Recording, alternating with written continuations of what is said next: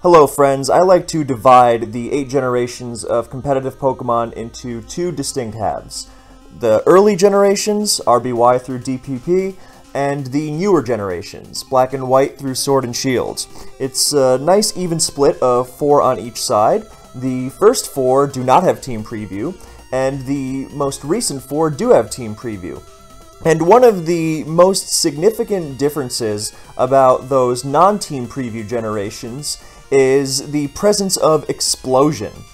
Now, the early generations are generally known for having less power options than the newer generations, and those options for power they do have are known for their distinct trade-offs. So, for example, in newer generations, like in Black and White, there are Draco Meteors flying around all over the place, Specs Draco Meteors, and they're very easy to click. There's not much that can really switch in and take it. Whereas in the earlier generations, then the high-powered offensive tools are not as easy to use. Like, for example, in Advance, there's no close combat. If you want a high-powered fighting move, then you have to use Focus Punch, which, of course, is not an automatic hit. And I have a video dedicated to Advanced Focus Punch if you want to go check that out. And Explosion is the perfect encapsulation of this concept because it is the strongest hit in the first 4 generations, but it, of course, comes with the drawback of KOing its user.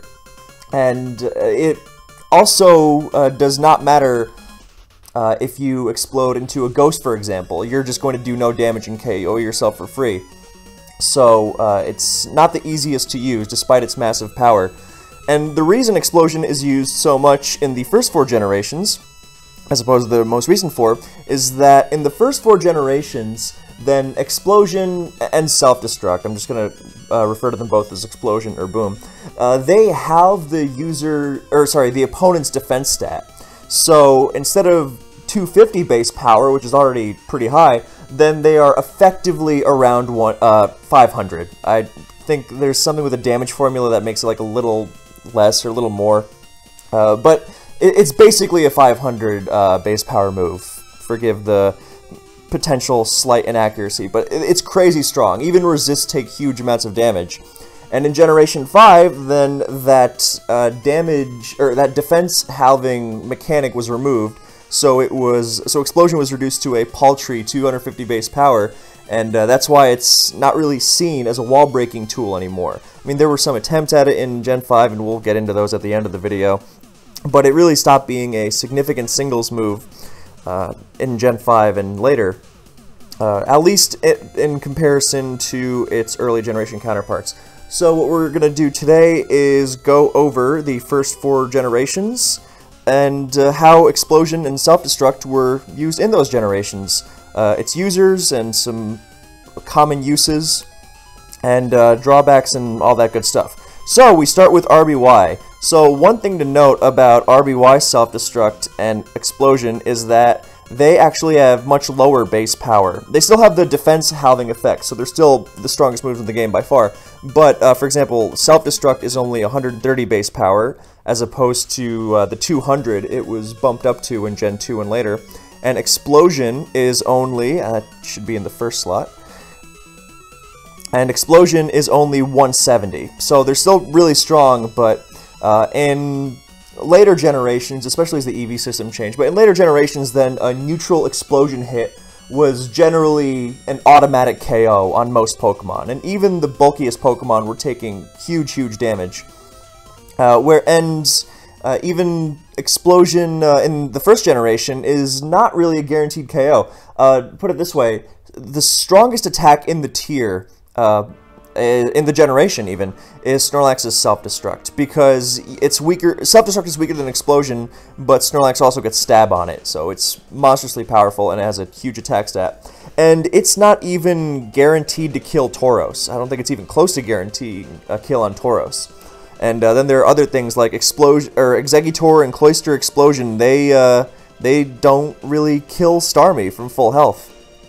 So it's not as automatic. So that's what makes Explosion, one of the many things that makes Explosion so interesting, is that you can't just say, alright, well this is my KO button, because it can get played around, not just because you explode into a ghost or another resist, but because even neutral hits are not guaranteed to KO. Obviously, there are a lot more uses to Explosion than just getting a KO, but it is something you have to consider. Another thing about Explosion in the first 3 generations is that a turn ends as soon as a Pokemon faints. So I'll give you an example. In DPP and onwards, let's say I have a Heatran against a Swampert, and my Heatran explodes, right? Because it's faster. And in DPP, then Swampert can still set up Stealth Rock on that turn. That's how it works. But in the first 3 generations, then let's say I have an Exeggutor against a Snorlax, and my Exeggutor goes first and explodes, and doesn't KO the Snorlax. Now, if this was Gen 4, then that Snorlax would be able to rest on the same turn. So, your Explosion could potentially be completely nullified.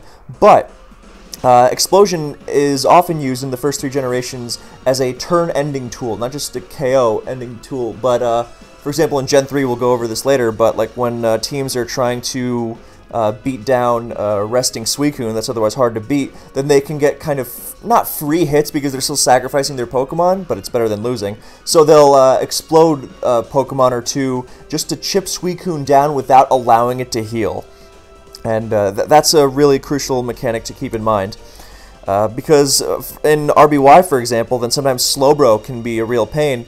And the reason Explosion and Self-Destruct are such pains for Slowbro, mainly Explosion, because Snorlax is speed tie with Slowbro, might be paralyzed. But the reason the faster explosions are so annoying for Slowbro isn't just because they do a lot of damage to it, it's because they end its turn, because Slowbro is almost guaranteed to be slower. And you are then hit, and Slowbro is not immovable. It's bulky but not immovable. So if you explode on it, and not to mention, it doesn't let you burn a rest turn, for example. So if Slowbro rests and then you explode on it, then it still has 2 turns of sleep, that kind of thing. And thus the turn-ending mechanic of Explosion is really, really key in those first 3 generations. So, yeah, now we don't have a ton of Explosion users in RBY. I mean, I guess we do comparative to the amount of viable Pokemon in the tier, but these are the most common ones, and I'm being kind of generous here because Golem almost never sees RBY tournament play anymore, just because Explosion is nice, but Rhydon is so much stronger with its Earthquake. It makes a huge difference, you know, against Chansey, Snorlax, Slowbro. So generally, Golem is not preferred. I mean, you'll see it once, very, very, very rarely, but it's really here more out of, you know, lip service as opposed to anything else. Generally, you won't see it. And Gengar is also good, but also not really a staple on a lot of teams. It definitely has a good place in the metagame, but you're not going to be seeing it every single battle.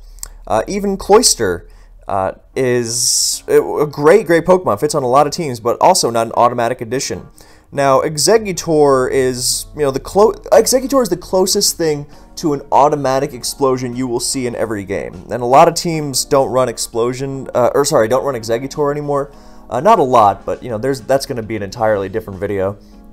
So what I wanted to allude to there is that even you might think, well, if Exeggutor is the closest thing to a guaranteed Explosion, then, you know, what does that make Snorlax? Because Snorlax is on every team, and that's true. Every RBY team has Snorlax. Dropping it is just silly. And the reason why Snorlax is not a guaranteed boom is that Snorlax does not run Explosion or Boom on every one of its sets. A lot of them run Reflect, Rest, and then alongside Body Slam, something like Earthquake or Ice Beam or Hyper Beam. However, Snorlax has a number of great self-destruct sets. That same Reflect Rest set can also run Boom. A lot of teams run it to help deal with Zapdos, who's otherwise really scary. And it helps with, some people use Snorlax to take out Chansey, because Chansey likes to switch in and mess with Snorlax with things like Counter and Reflect. And Self-Destruct can lure in and destroy Chansey, and that can help out something like a Starmie or an Alakazam later in the game. Snorlax can also check opposing Snorlax with Self-Destruct. I mean, Lax is such a big deal that, you know, as long as both go down, that's pretty okay. And, of course, it's a good last ditch against Tauros. And generally just a great move. Now, before... Well, we'll get to that in a second. So, another thing about Snorlax, Self-Destruct and Explosion is that, again, you can't automatically spam it for KOs, not just because there aren't a lot of resists. I mean, like Gengar, Golem, and the more common Rhydon, they don't really switch into Snorlax that well. I mean, they all get hit by Earthquake. One of the many reasons Snorlax is so dangerous. But, I mean, Cloyster is arguably a better switch. But another reason is that you don't want to just self-destruct when your opponent reflects. Reflect Snorlax and Chansey are very common. And, yeah, it's strong, but it's not strong enough to just break through Reflect. It's crazy. So, you know, there's no choice, there's no held items here, obviously, but there aren't the kind of held items or other attack-boosting options that exist in the later gens that, you know, push explosions to crazy levels of power that cleave through even resists and reflects and, you know, -1s and whatever. So, you gotta be more careful with it. Of course, some people like to use it on the Switch, some people weaken the Chansey first with Body Slam, and, you know, force it to Soft Boil, then at that range, Reflect isn't gonna save it. You gotta be tactical. It boils down to, if you have Snorlax against a fully healthy Chansey, and you just lead off the Self-Destruct, you could very well just get nothing for it, or effectively nothing for it, so you gotta be careful. Anyway, another important RBY mechanic is that this doesn't come into play too often, but it's funny when it does. If you explode on a substitute, then you do not faint. Now, it doesn't happen a lot. The most common scenario is when a Rhydon is subbing on a Reflect Rest Snorlax with Self-Destruct, and Lax will spam Boom on it. This is like the only scenario I can think of in which Self-Destruct's 8 PP actually matters, because in those scenarios, then Snorlax will spam Self-Destruct, because if Rhydon doesn't sub, then you want the, you know, big chunk of health stripped off of it so Tauros can finish it off, and if Rhydon subs, then it actually breaks the sub, unlike Body Slam. A unique scenario to RBY. So... now, what are Snorlax's Self-Destruct sets? So we already went over Body Slam, Reflect, and Rest. I mean, but there are a ton. I mean, one of the things that makes Snorlax so effective is that it can run nearly any set. This is one possible set. You know, the classic set is something like Earthquake, Hyper Beam, the all-out attacking variant. You know, you can mix in Counter somewhere there. You can mix in stuff like Amnesia and Blizzard. That's another good set. So those are the generally most common permutations of Boom Lax. So here's Eggy. Eggy is a great Pokemon because it threatens to... it's a perfect embodiment of the 2-for-1 concept. You take out one thing with Sleep, and then what you want to be doing with your other moves is forcing... You want to scare the sleeping Pokemon out. Here's why. Because if you just explode on the sleeping Pokemon, then it's just a 1-for-1, and, you know, you didn't get as much out of Exeggutor as you could have. And if the sleeping Pokemon can just stay in and, you know, burn sleep turns on you and you're not actually threatening it, then you're not getting as much use out of your Exeggutor as possible. That's why Double Edge is quite common. And this is because it lets you really, like, break through Alakazams and Jinxes that might otherwise be annoying for blocking your, for not allowing you to force them out. You want to sleep something and then force something else in and explode on that. And this is another reason why there are so many predictions around Boom in RBY, that sometimes people will try to take a Boom with their sleeping Pokemon, or their frozen Pokemon, if that pops up. So, it's definitely not as easy as Boom to win. So, you know, a lot of people think that Boom is just kind of skillless and cheap, but it can be... It's as... I like to think it's, on average, or, you know, even more on average, I would say a large majority of the time it is as skillful as the person using it. And playing around it is a similar deal. So, Double Edge is popular. Mega Drain is good for threatening Starmie more reliably. And with Psychic's 1/3 special drop rate, then you can still scare out things like Alakazam. you got to be more careful around Jinx, but maybe you want to use that as an opportunity for Tauros. So you can get creative with how you leverage Exeggutor and the sleeping Pokemon it's gonna face off against. Whether you want to force it out with Egg, or you want to abuse that sleeping Pokemon to give free switch-ins to your Snorlax and Tauros, or maybe even Zapdos, to pile it on the opposing team. So yeah, that's the general gist of Eggy. The 2-for-1, sleep and then boom something else.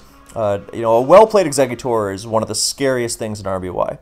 Cloyster is great because it switches into Tauros and Snorlax, and it's got Clamp, which is crazy. Stab Blizzard is good. It's quite fast. Faster than Exeggutor is generally pretty speedy for RBY, and it's got a good attack stat for Explosion. Remember, don't just boom into a full health Starmie, because it will recover it off later, and you will have lost your Cloyster for nothing. But there are a lot of ways that you can play around that, just pushing damage onto Starmie. Clamp is one of the best ways to push a little bit of residual damage, not even residual, but just, get a little bit of chip around the opposing team as they switch around it, and then that makes your Explosion scarier, because suddenly things are falling into range, not just for Cloyster, but for Tauros later on as well. Clamp and Explosion, generally a great combo. Chipping Starmie even a little bit can go a long way. So, yeah, the last move can generally be a Hyper Beam, or some players like to use Rest. I'm sure there are some, wackier ideas out there, but those are generally the ones that I've seen in my years of RBY. So, yeah, Cloyster, great. Snorlax, Tauros answer that can Clamp and it can Boom. So, yeah, the Boom is so great because it lets certain Pokemon be threatening to things they otherwise wouldn't. I mean, it comes at the cost of sacrificing themselves, of course, but like Cloyster in most scenarios is just going to be setup fodder for Slowbro, but with Explosion, it actually scares it out. So, it also helps when your Explosion user is able to fend off normal resists. That's a big one. For example, the Body Slam Self-Destruct Reflect Rest Snorlax, it hates running into Gengar. That's one of Gengar's strongest uses, dissuading Mono-Normal Lax. Because even Rhydon can lose to that Lax set one-on-one, because it can just get stalled out, and Rhydon doesn't have a very good crit rate, and only 16 Earthquakes. And, but, with Earthquake, that's why the Earthquake offensive set is really dangerous, because it means that you can't just absorb the self-destruct with Gengar or a rock freely. Yeah, and Exeggutor obviously completely tears, it dominates Rhydon, and, Gengar doesn't want to switch into a Psychic, obviously, so. And Cloyster is somewhere in between, because Gengar does have very good special. Remember, in Gen 1, the special stat is just 1, so it has both special attack and special defense that's high. But so Gengar is pretty good against it, but you also, it doesn't love switching into Blizzard, so it's kind of an in-between. So again, not an automatic KO move. And Gengar is just, it can be a lead because it fends off sleep attempts from lead Jinx, which is otherwise quite reliable, and then it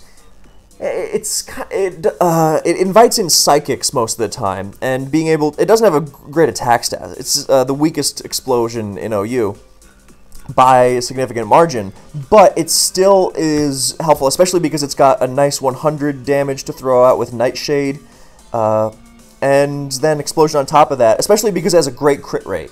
Gengar is the fastest Explosion user in the tier, and it has the same crit rate of 21 point something. I think it's like 21.6 or 4 or 8 or something.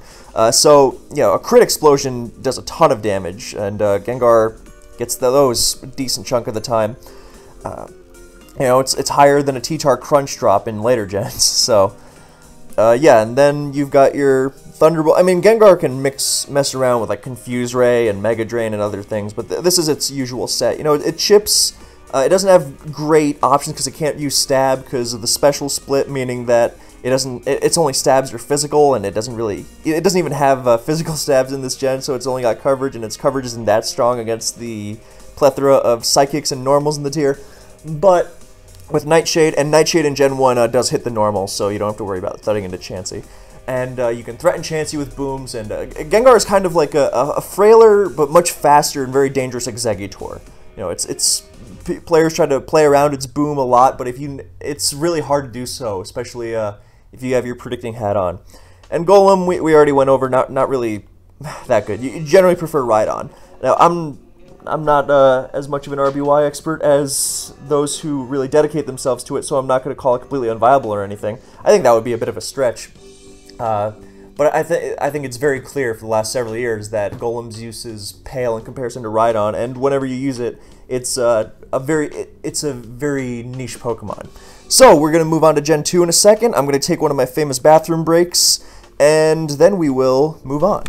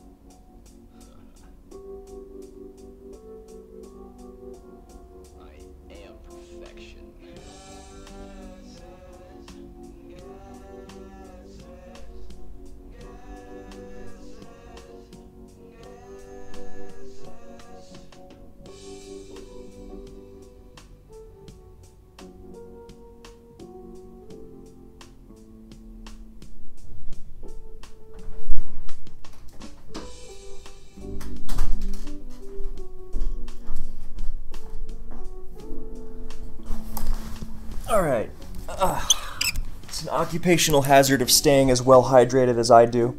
I would encourage all my viewers to follow my lead on this one for your health. Anyway, now we move on to GSC. And funnily enough, then the same 5 explosion Pokemon from RBY are also among the most prominent in GSC. And then we've got a couple other additions, but these are the main ones. So, Snorlax. The first thing about Explosion and Self-Destruct in GSC is that its power is now what it has been ever since then. Why does this have vocals in it? Alright, that's gonna mess me up. Sorry, I should probably take that one out of my playlist. And here's an ad. And if you're looking for the music that's playing in the background of my videos, check out the background music playlist publicly available in the playlist section of my channel. So, yeah, Self-Destruct is now 200 base power and still has that defense halving effect, so now it's crazy strong. Snorlax still boasts the strongest attack in the game, and Explosion is now 250, so effectively 500. So now it's really putting a charge into resists. It's still not an automatic KO against, a lot of stuff, actually, because in the first 2 generations, the EVs on every Pokemon are maxed out, so every Pokemon, even the ones we think of as frail, are pretty tanky. Gengar can live a fair few Earthquakes, for example. And of course there are no abilities, so Gengar does get hit by Earthquake. Well, I guess that's not as weird anymore, because they took Gengar's Levitate away in Gen 7 and 8.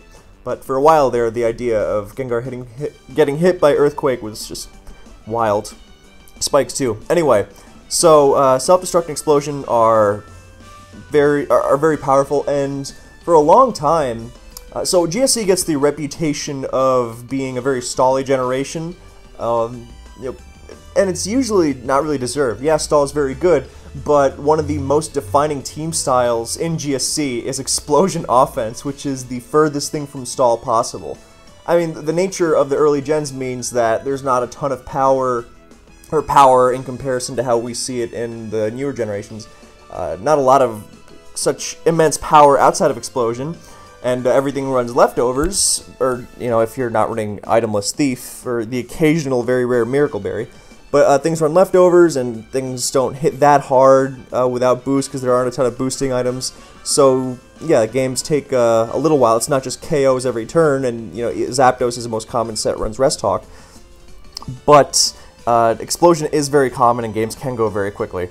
So, that's tough to play around. Now, Gen 2 also added Steel type, so that's big because that's another Explosion resist, and it added another very good Ghost type in Misdreavus. So, and another great rock type in Tyranitar. So, you know, it's not as easy for Exeggutor to just Psychic and Boom, which destroyed everything before, because the only resist to Psychic in Gen 1 is Psychic, and, you know, nothing, and no Psychic resists Boom in Gen 1. So, you know, there's no Psychic rock type, as cool as that would be. So, now Tyranitar and Skarmory are perfect foils to that. Steelix not so much, because it's threatened a little more. Now, obviously, Exeggutor can threaten them, but we'll get into that when we get into its moveset. Now, Snorlax's Self-Destruct is used in many ways. It's used as a tool to keep other Snorlax in check, because it's the best Pokemon in the gen. It's ridiculous. And sometimes you gotta use it to prevent other Snorlax from running you over, and that's fair. You know, both Snorlaxes down, that's pretty even. Sometimes you want more than even, but that's where Snorlax's other teammates and its other moves come in. So, a common Self-Destruct Lax set is as follows. EQ, Thunder, Fire Blast, also viable over Thunder. You know, this last slot, I mean, even these last two slots are kind of flexible, but the general safe bet is Self-Destruct, Double Edge, Earthquake, and then Thunder, Fire Blast, or Lovely Kiss. All really great options. And they mess with Cloyster switch-ins, and yeah, we'll get to Cloyster in a second. Matter of fact, actually, we don't have to spend too much time on Cloyster, because I recently made a video about GSC Cloyster, and I'm just going to defer most of the information on that to that video if you haven't seen it already, so we don't just spend a million years on it. But yeah, Thunder is good, Lovely Kiss is good, Fire Blast is good, especially because it has more surprise factor than the other two, but the other two are great even when you know they're coming, and that's just Snorlax in a nutshell. And Self-Destruct is fantastic for blowing up most things. The key is to be able to do damage without relying on Self-Destruct. So, either you have coverage for the normal resists, like you maybe have something pursuing the ghosts, or you know, you have coverage for the rocks and the steels, or you are able to take advantage of their presence. Like, for example, if you run the Lovely Kiss variant of this offensive Self-Destruct Lax, then you're going to be walled by Skarmory, but you're going to sleep something else first, and maybe Skarmory is just an invitation for your Zapdos to come in and rain down thunders with spikes. That kind of thing. Oh, another option is Curse. This is a very cool set. Generally, you'll run Body Slam if you're running Curse, not Double Edge. But now that we have the universal boosting option of Curse, then Explosion and Self-Destruct become even more crazy strong. And Snorlax often uses this set when paired with Curse Heracross because its goal is to lure and destroy Skarmory. So, I mean, you can't automatically do it because Skarmory is faster and often uses Curse itself. So, you know, you throw around some Paralysis first, but, and, you know, a little bit of chip damage, but just a little bit. And at that point, you are threatening even Skarmory, even a maxed out Skarmory, because remember, max EVs, so Skarmory is just crazy tanky, and it's fast. So, it's faster than a lot of offensive Pokemon like Machamp. So, those are the many uses of Self-Destruct Lax, and there are probably even more. This Snorlax can really do whatever it wants, and Self-Destruct is just another on a long list of reasons Lax is ridiculous. So, yes, now we move on to Exeggutor, and Exeggutor still has that whole 2-for-1 thing going. It has a lot of great it has a better Grass Stab now and Giga Drain, and the added power of Explosion is really nice for it, because now it's really threatening things like Snorlax, and neutral targets in general don't take Exeggutor's Boom anymore. And that's why Exeggutor and Cloyster are so good at getting booms off, and that a lot of normal resistant Pokemon don't like taking its Boom. Now, of course, Exeggutor does have the problem of Skarmory and Tyranitar, but that's what its other moves are for. Sleep is always a great option to throw out, because again, it cripples something without relying on Explosion. You know, these Pokemon aren't just booming machines. And it cripples something without relying on Explosion, and then you don't even have to run Sleep Powder, like if you have a Sleep move somewhere else. It has Giga Drain, it can Power Fire for great coverage, also ruins Fortress, which would otherwise really mess with you. You can run Thief without an item to remove opposing leftovers and further break down the opposing team. If you, it's really good for messing with Zapdos, helps you out in a prolonged game. I personally really like this set. It's really hard to deal with. You know, the universality of if that's the correct word, of Sleep Powder and Thief makes it hard to deal with. In general, you know, you're not really relying on coverage, and Sleep Powder is good against Pokemon against who your coverage doesn't really matter, like Snorlax. Same with Thief. You know, you don't really have to worry about hitting Scarm on the switch with HP Fire, because you can just Sleep or Thief, and whatever comes in is going to get messed with. Obviously, there are some scenarios in which they're trying to get you to Thief a certain Pokemon or Sleep a certain Pokemon, but for the most part, these moves are a lot less prediction reliant than trying to Giga Drain the Tyranitar on the Switch and instead hitting Zapdos and doing nothing. So, but obviously there are a lot of great egg sets depending on what you like. You know, Giga HP Fire is also really nice, really hitting pretty much every every normal resist quite hard. You know, the Ghosts don't want to take Psychic. You know, Golem, Rhydon, Steelix, T-Tar, they don't want to switch into it either. Fori, Skarmory, they're not rock solid either. Especially if you spread some Para with it. Stun Spore is another great move on Exeggutor. You have to give up one of your coverage moves, but like Stun, Psychic, HP Fire, that's a great set. Threatens a ton. T-Tar is not the ever-present Pokemon it is in later generations, so you definitely don't need coverage for it, especially depending on your team. And, you know, other neutral targets are going to get crushed. Oh, another reason why you want to spread Paralysis a little bit with Exeggutor, or use Explosion on the Switch, but we'll get to that in a second, is otherwise you might get thwarted by something like Charm Umbreon, who's also faster. So you definitely have to be smart when using Explosion. Like, Paralysis goes a long way, and now the thing on the Switch. One of the things that one of the most iconic GSCers of all time, Borat, who's written a ton about the game, and I recommend his guide on the Smogon forums. It's called Guide to GSC. Part 6 is the best one, if you want to spend a little time looking it up. It's helpful for every generation. But anyway, he wrote this thing which I think is very true today still, is that the most dangerous explosion is the unexpected one. Like, when you have Exeggutor against Snorlax from full health, and, you know, you either have to explode the Snorlax, or you have to hit the switch trying to absorb the explosion, you know, that's tough. That's not reliable. But what is reliable is when... more reliable, rather, is to avoid that situation in the first place. Like, Explode... Like, they're not going to let you KO their 20% Skarmory. You can explode on the 20% paralyzed Skarmory and probably hit that Raikou or Zapdos or Snorlax coming in, as opposed to having to play that game afterwards. That kind of thing. That's one way to use Explosion, of course, but it just goes to show that there's a lot of nuance to using Explosion besides just blowing everything up and hoping for the best. And I don't think I mentioned this already. If I did, apologies, but Substitute isn't really that common, so it's not a situation you're going to get into a lot, like having to fear about exploding into a sub. But now if you explode on a sub, then you faint. So, oh, and Protect exists. It's not very common in GSC, so again, not really a situation you're going to see in many games, but it is something to think about. If you explode on a Protect, then you are gone. So, anyway, that's Egg, and those are some notes on exploding in general. So now we move on to Cloyster. Cloyster's great because no normal resist really wants to switch into it, because the Stab Surf, you know, even Gengar and Missy don't take it very well. And it's got spikes, and Cloyster is an exploder that threatens Snorlax with Toxic. It threatens Lax without having to explode. Forcing it to rest is often good enough to get your offense going with some good play. And of course it threatens Explosion all the time. So there's a lot of ways to use Cloyster.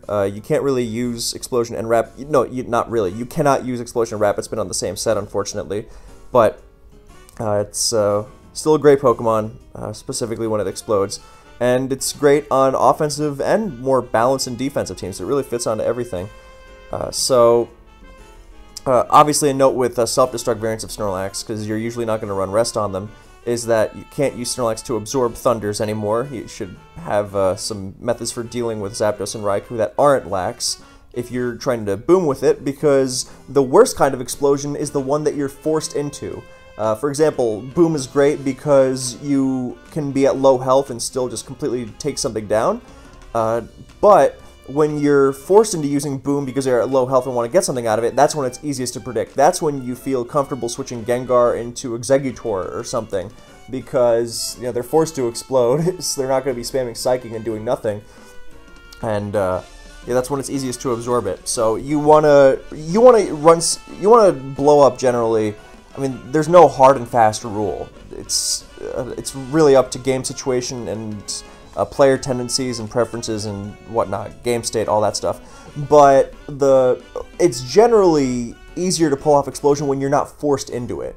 And that's why, like, healthy explosions, sometimes you might think, oh, well, I don't want to explode when I'm still at full health, I can still threaten with it, which might very well be true, but you also might have an easier time getting your target if you're at full health, because that target is going to be forced to hit you, otherwise you're just going to stay and, take out their whole team, or not take out their whole team, but dish out a bunch of damage. This is especially true of Exeggutor, because Zapdos doesn't love switching around Exeggutor at full health, because if it switches out of Exeggutor and it Psychics something else, then it's going to stay and keep beating on the team, so Zapdos is tempted to go for HP Ice, and then, that HP Ice is a 3 KO, and of course if Exeggutor Psychics twice as Zapdos HP Ice is twice, then it's going to get outsped and KO'd before it does anything, really.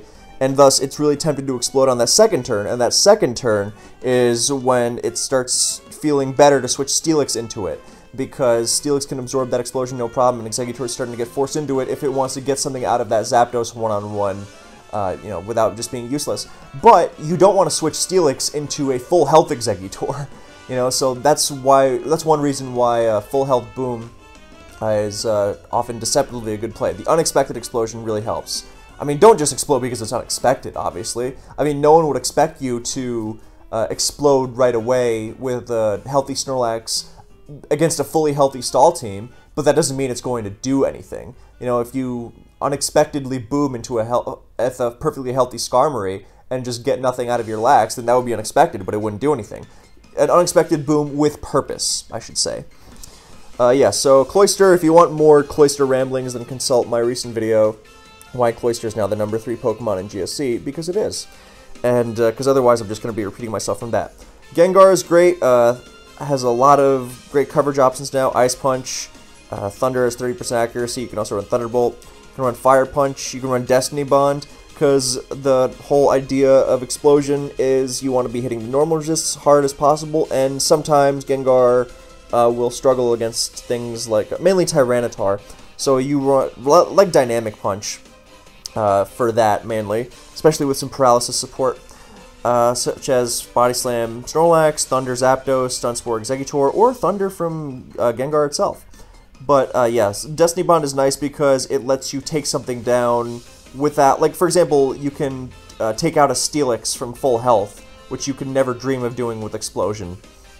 So yeah, Gengar is both Explosion absorber and user most of the time. And great offensive Pokemon, Hypnosis, Sleep and Boom, always nice.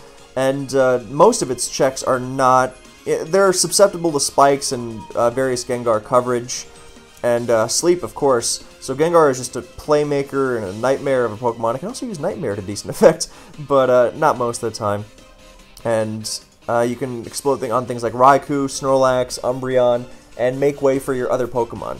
That's the idea of Explosion. Ideally, when you're using it as a wall-breaking tool, you're using it against, you're trying to lure in and get the KO on non-normal resistant Pokemon.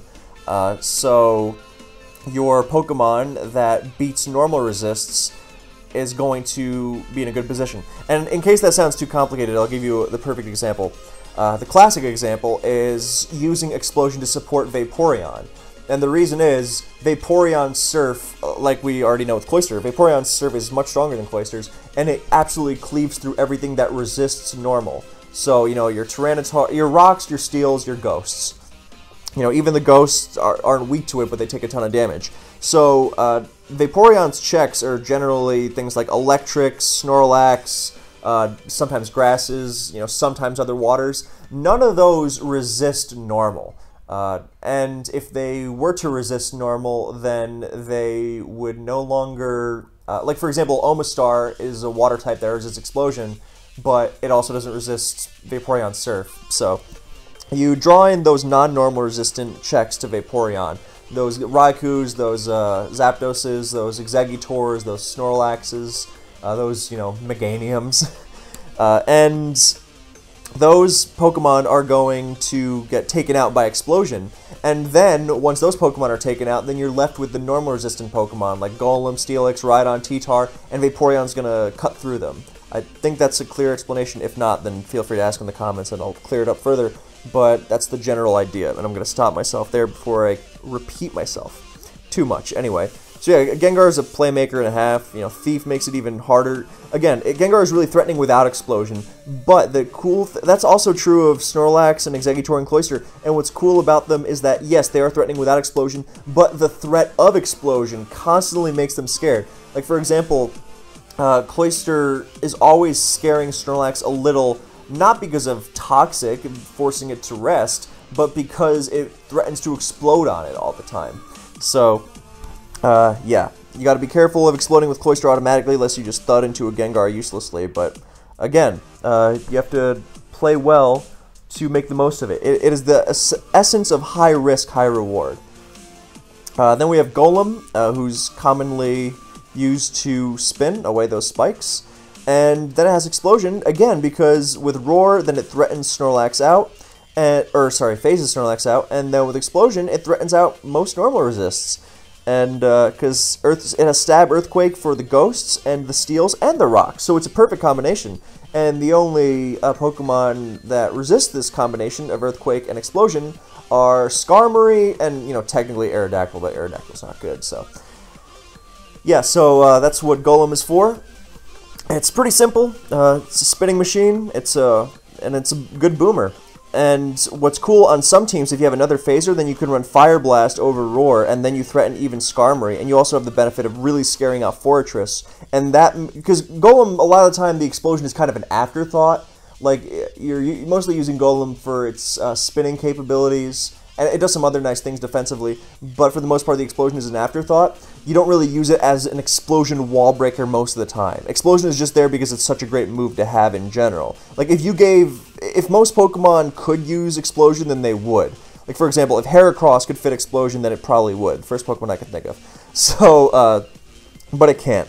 So, you generally use, like, if Rhydon had Explosion, it would also use it.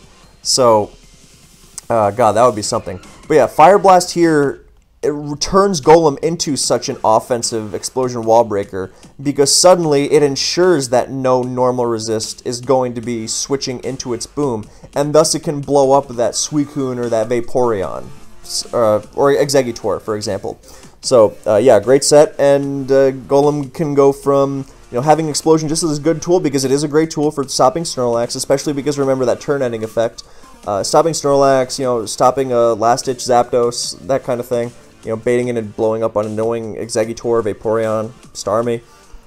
But it can also it can also attempt to really wall break while still maintaining its spin capabilities if you have another phaser with Fire Blast to ensure that you're not just spinning into Skarmory every time. You're spinning into Skarmory, and then the Skarmory has to be scared of you so you can threaten to explode somewhere else. Obviously, be careful. You know, it's not like Misdreavus automatically folds on some stall teams, but it also doesn't really like eating Earthquake. So, again, up to the player to get the most out of it. Steelix, the ultimate, well, it's not the ultimate absorber and user, but it takes the explosions really well.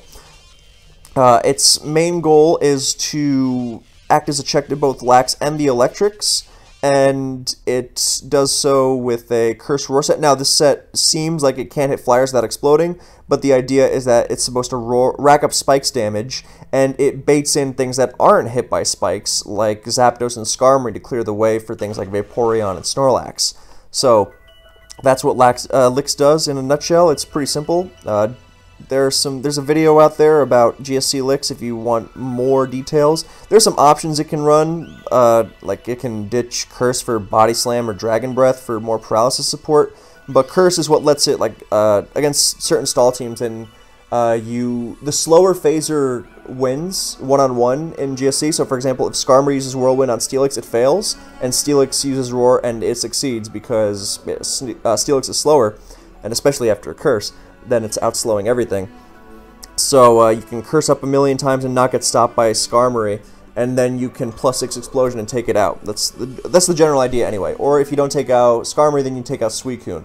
And that's the essence of explosion offense. Like the classic explosion team is, 5, Snorlax, Cloyster, and then 3 of these Pokemon plus a Zapdos. Maybe throw in a Vaporeon in there somewhere, or a Machamp as the cleanup idea. But generally, 3 to 5 Exploders, a classic explosion offense team, and that's what they're supposed to do. Their checks overlap. 1 boom hits 1 defensive target, and then it kind of starts a snowball effect. Maybe another boom goes off, and then the offense starts. GSC stall teams are tough, and they try to have overlapping defense, but that's what the offensive player has to be aware of, and they zero in on their intended target and play accordingly. And this is especially important to be aware of when you're trying to get the most out of Boom. When you're exploding on Suicune, then you don't necessarily want to explode on it if you're not going to abuse it with anything. But if you're exploding on Suicune and then you have a plan to force Skarmory to rest and then go crazy with Machamp, because Suicune is surprisingly irritating without it, or a Nidoking, another example. Nidoking is great on explosion teams, it's kind of underrated. Then that is how you get the most out of it. Alright, so there's, I think, those are the common exploders in OU, unless I'm totally blind. Oh, Fortress. Fortress is like Cloyster, but it can spin and explode on the same set. Sometimes it has trouble fitting, both spin and explosion, depending on the team, really. It has trouble fitting explosion all the time, especially on bulkier teams, because it wants coverage. The thing about Fortress is that it struggles to be an effective exploder all the time. I mean, yeah, it is very cool that Fortress can stay in on electrics and threaten them with Boom. That is very unique in comparison to Cloyster. However, its problem is that it does nothing to normal resist most of the time. You can switch in Tyranitar and Ghosts, all day. Obviously, there are ways around it. That's what its teammates are for. It's very commonly paired with Pursuiters like Umbreon or T-Tar to get rid of those Ghosts, just so Fori can get the spin or possibly Explosion off. But you got to be aware of that. Sometimes it runs HP Ghost, but it has a hard time fitting it on its moveset because it also wants things like Giga Drain and Toxic and HP Fire to deal with other members of the Spike game. Cloyster, Starmie, Golem, other Fori. So it's hard to fit. But yes, Explosion Fortress can be very good, especially because you can do something Cloyster can't, which is, well, I guess Golem can do it too, which is spin and then boom on Snorlax. But Fortress also does it while being your spiker, so, you save on rolls there. So, yeah, Fortress can be a very good exploder as well, but it's not as automatic. It requires a good bit of team support. And then the other one I had in mind was Muck, which is hard to fit, but with Sludge Bomb and Fire Blast, you're annoying most normal resists, because Sludge Bomb's 30% poison rate is ruinous to the rocks. Fire Blast deals with the steals, and the ghosts are not immediately threatening you, and you can wear them down with Fire Blast and what's it called? Spikes. And you can even run Giga Drain for Golem, because Muck is actually... Is it faster than Golem? Yeah, it is. Okay. I thought so. I forgot how slow Golem was, because the GSC speed stats are all messed up to me. Like, I see 188, and I think, oh, that's pretty fast, and then I realize it's just because it's maxed out. Anyway, so yeah, Muck is pretty decent. I mean, very hard to fit on a team. It's not your everyday kind of Pokemon, but it does exist. And yeah, those are the GSC exploders. So now we move on to Advance. So Explosion and Self-Destruct get a big buff in Generation 3 because, well, several reasons. Alright, I usually prefer to do my videos in one straight shot, but in the previous recording, as soon as I finished talking about GSC exploders, then my microphone mysteriously stopped working. Probably, trying to tell me to go interact with some other humans, which, yeah.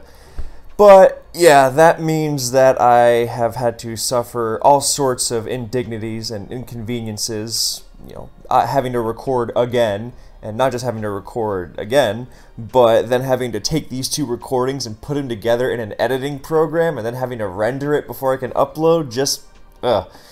but I would do anything for you, my kind viewers. So let's get into the advanced explosions. So Explosion and Self-Destruct get some really significant buffs in Gen 3.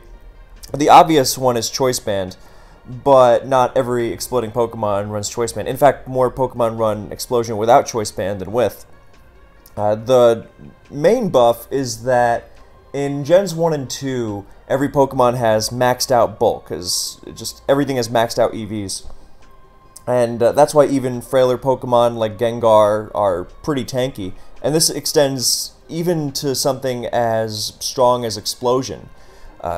Obviously, most neutral Pokemon are going to take a ton of damage, but it's not an automatic mindless KO button as long as you don't hit or resist.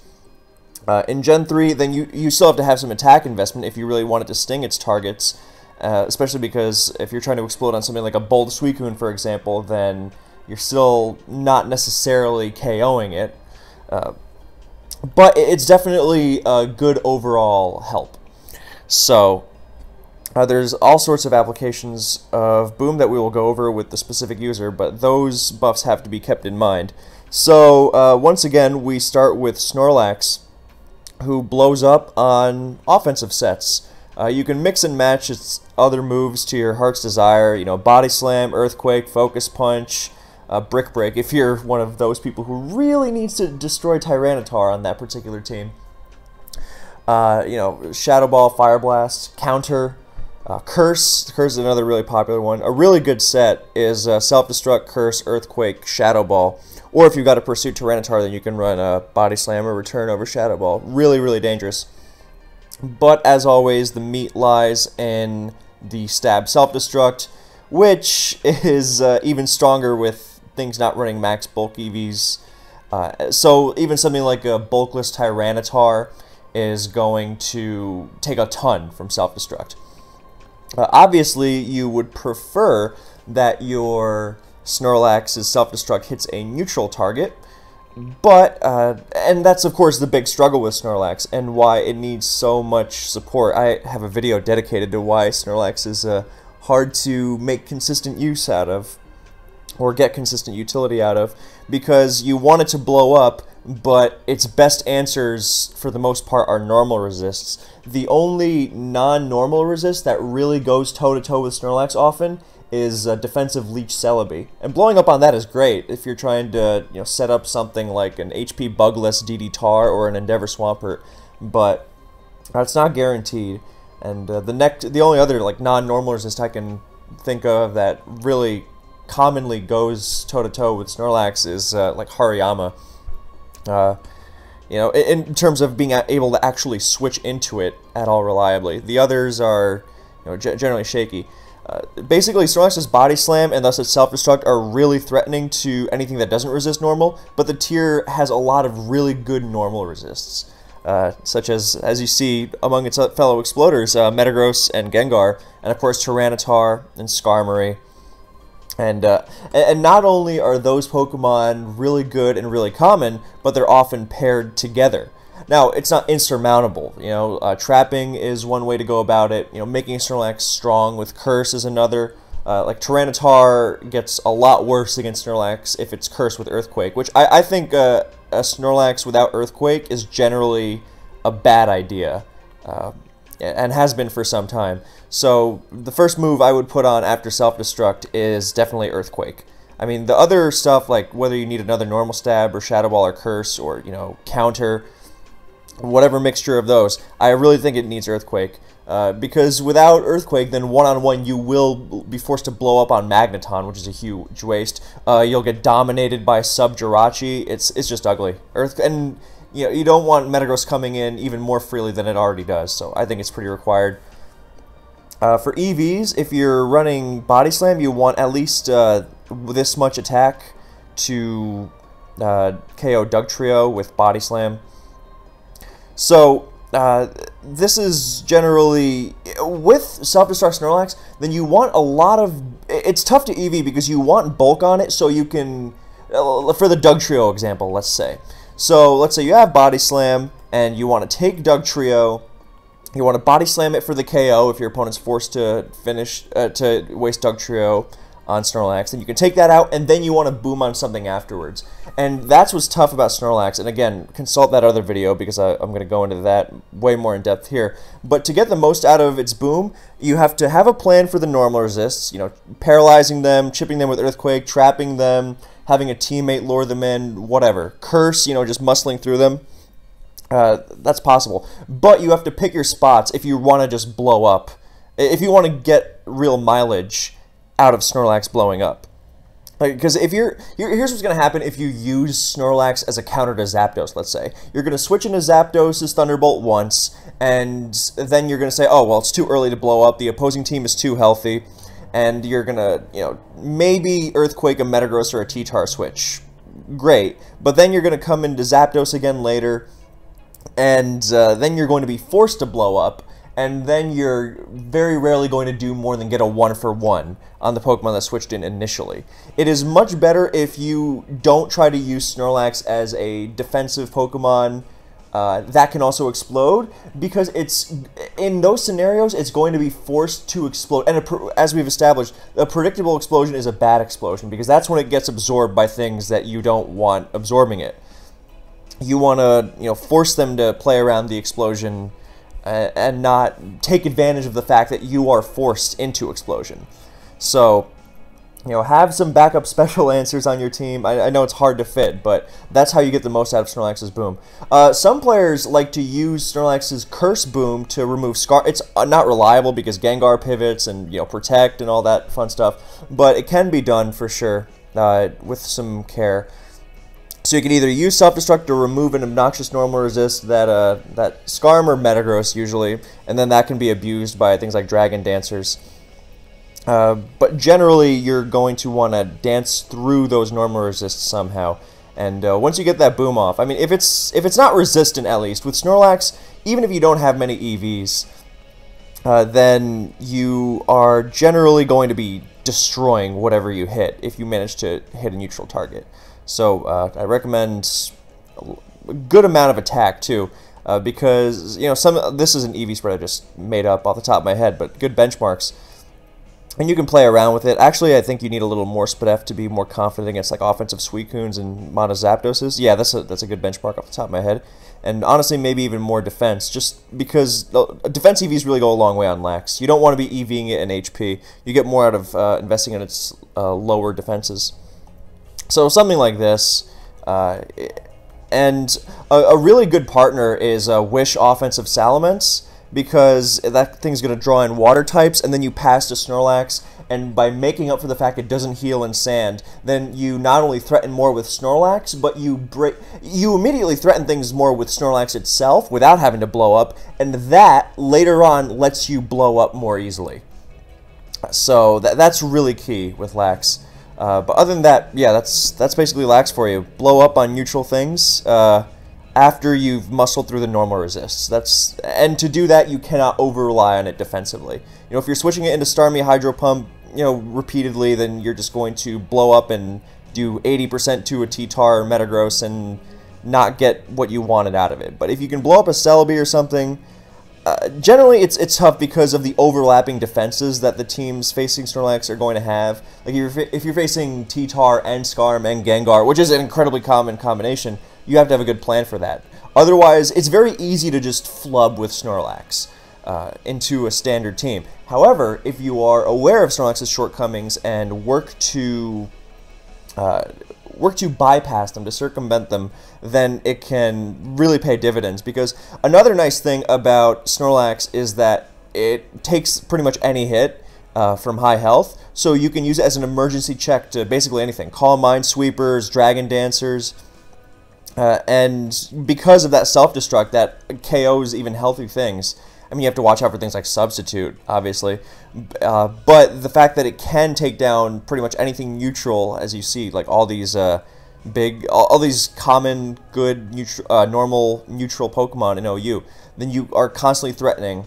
It's just, you have to remember that Snorlax is really slow, and that means you have to be more careful with its health, because a fast exploder, you can still, double switch it in at 5% and get the boom off because you're going to be faster than whatever you're facing. But with a slow exploder, you have to not just be out of KO range of something, but be out of 2 KO range, unless you're going to double switch it in. It's a fine line to walk, but other than that, it's basically the same exploding Snorlax as before. It's definitely got.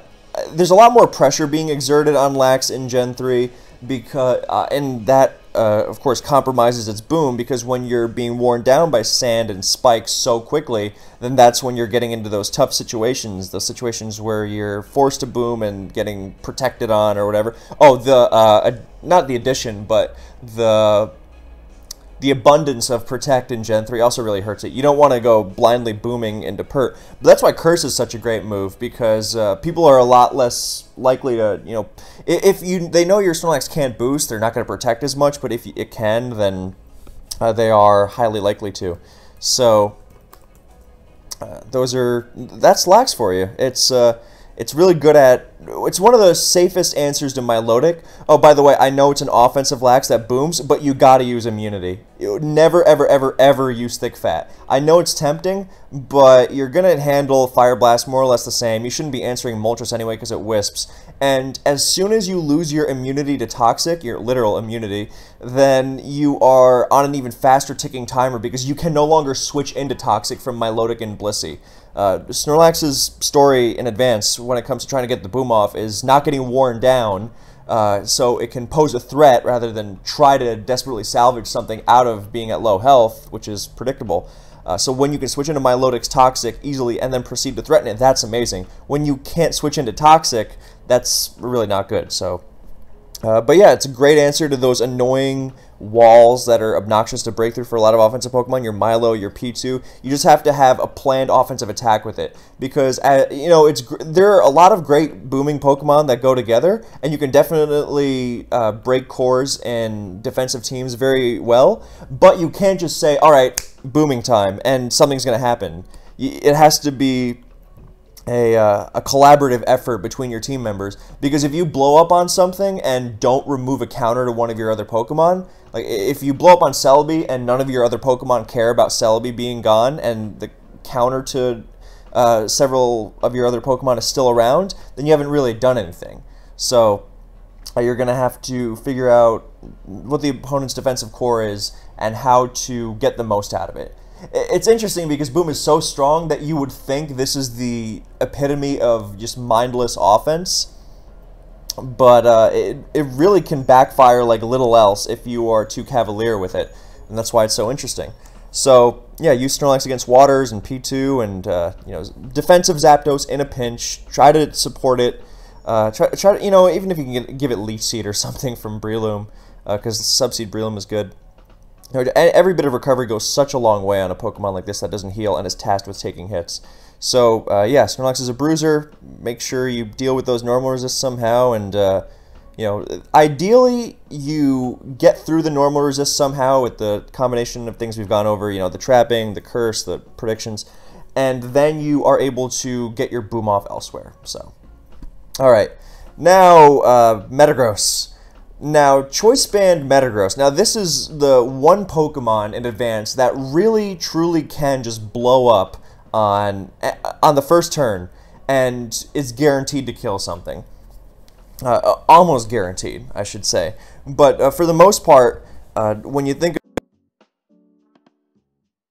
Swampert, Zapdos, other waters, things that can handle Meteor Mash, basically. And that's why Exploding is so strong. With Choice Band specifically, because Choice Band Explosion does OHKO Careful Skarmory, or, non-plus defense Skarmory. And even plus defense Skarmory needs a lot of EVs to, improve its odds at surviving. I think it's something like 136 to always survive, but that's a ton of investment. That's a significant trade-off that Skarm usually doesn't want to be making. So, CB Gross is the closest thing to an auto... It basically is an auto KO button. But you can... again, this is... First of all, it's not mindless for several reasons. One, yes, for the most part, you are going to be catching Skarms and Swamperts and Zapdoses and, Fortress. But you also need to have your team structured in a way that you are abusing the removal of these Pokemon. And I'll give you a concrete example. Most of the time when CB Metagross blows up looking to catch Swampert or Skarmory, and that's to be abused by DD Tyranitar, right? But the opponent switches to Zapdos. Now, booming on Zapdos is always great because it's a dangerous Pokemon, but your DD Tyranitar and Arrow sitting in the back have, Zapdos isn't going to stop DD Tar or Arrow from cleaving through the opposing team with Rock Slide. Not at all. And the Skarmory and Swampert are still at full health. So you need to have something like a Gyarados, which loves the removal of Zapdos. So, I mean, in a way, it's good for Snorlax because it's no longer tasked with the defensive task of switching into Zapdos, and can thus focus on wall breaking as much as possible. And a lot of offensive teams that like booms to open up the opposing team, I mean, Metagross and Snorlax are pretty much indispensable because they do so much offensively and defensively. They're just a great combination. And that's why a lot of offensive teams you see, they have these little synergies. The Snorlax, Metagross survive anything and boom for wall breaking combination. Metagross and Salamence to keep up the offense. Salamence can wish to Metagross and Snorlax. And but you have to make sure that that synergy is building towards some sort of conclusion. You can't just blow up and say, all right, well, let's see what happens at the end here, because that's not a consistent way to win at all. You can use explosions consistently, but you gotta be smart about it. You gotta mix it up. You can't be known as the person who leads CB Metagross and blows up on the first turn, because that's going to get abused. Zapdoses are going to sub in your face. T-Tars are going to start protecting. Great set. And is very exploitable. CB Metagross is at its best when you don't know it's coming. And even if you know it's coming, it can be dangerous because with its other moves, I'm not going to get into it too much because I have a video dedicated to the 4th move on CB Metagross, but with Brick Break, you can mess up things like Magneton trying to absorb your CB Boom. With Rock Slide, you can mess up Zapdos. Double Edge helps put the hurt on waters without exploding. So it's got a lot of options. And I would recommend that video if you like. Of course, CB is not the only way to run Metagross. You can go with a mix set, things like Psychic and HP Fire to remove common normal resists like beating down on Skarmory with HP Fire, removing Gengar with Psychic. Thunder Punch HP Grass is another common set. That set was designed by Astamatitos for the express purpose of luring in Pokemon that don't resist normal, so Metagross could explode on them. And the example is, I have an old interview with him. It's about 2 years old at the time of this video, and you can go check that out if you want great details, because that's what advanced team building is, these kinds of synergies, and he explains it really well, because he's the guy who came up with it. But the short version is, basically, with Thunder Punch and HP Grass, you're not getting countered by Skarmory and Swampert, so things like Celebi and Zapdos are going to come in on you, and you blow up on them, and that is directly abusable by Suicune. Now that's the kind of, that's smart exploding. Because if your goal is to sweep with Suicune and you have a CB Metagross and you just blow up the Skarmory or the Swampert, then that's not really helping your Suicune because that Celebi or that Zapdos is still there. So, lots of ways you can run with a mixed set. And, of course, even defensive Metagross makes great use of Explosion because that's what allows it to check as much as it does. It's the Snorlax principle. Survive everything, blow something up in return. So defensive Explosion can be an incredible tool as well because let's take the example of something like a 40% Swampert against a +1 DD Tar. Yeah, Swampert can... sorry, no, that's not a good example because Swampert uses Torrent specifically for the purpose of KOing DD Tar often. So let's take a better example of Swampert against DD Mence, a bulky DD Mence that survives Ice Beam. And so, yeah, the Swampert can survive the +1 HP flying from 40%, but it's not KOing back with Ice Beam. Whereas, pretty much anything Metagross is trying to check, a Calm Minder, a Dragon Dancer, it's going to go down to Explosion because, again, offensively invested, and Metagross's base attack is enormous and Explosion is really strong. So... that's what makes it such a great... Yeah, in addition to its amazing resist and bulk and, longevity, because it heals in sand with Protect, then you also are able to actually KO the things you're checking, and you can still act in an offensive capacity. One of the many reasons, many reasons why defensive Metagross is such a great Pokemon. So you can run, EQ Protect, and then that last move can also be, instead of Protect, you can run stuff like Agility. Not even on a defensive set, of course. That's more offensive threat. If you just need that speed boost to outrun those Dugtrios and Magnetons and Arrows and Starmies and Jolteons to sweep, then that's fantastic, and you could do that and win late game. And if you need it to blow up on a Milotic, then there you go. And of course, one of the nice things about Metagross is that, as we've said, its counters are not necessarily normal resist. And matter of fact, it threatens the most common normal resist in the tier, like hell, in Tyranitar. So it's Meteor Mash and pairs well with Explosion. So yeah, Metagross can do it all in terms of blowing stuff up. And sometimes what's really cool is 3 special attacks. So like Psychic, HP, Fire, or Grass, depending on if you have a Magneton or not. And then Pursuit, because Pursuit lets you remove Gengar. It can act as a... It basically frees up your Tyranitar to do something else. You remove Gengar, and you have Psychic to if it tries to force the issue by staying in. And it's just a good move to hit Swampert, and unless you have HP Grass. And even if you do, then it's still just a good move to beat...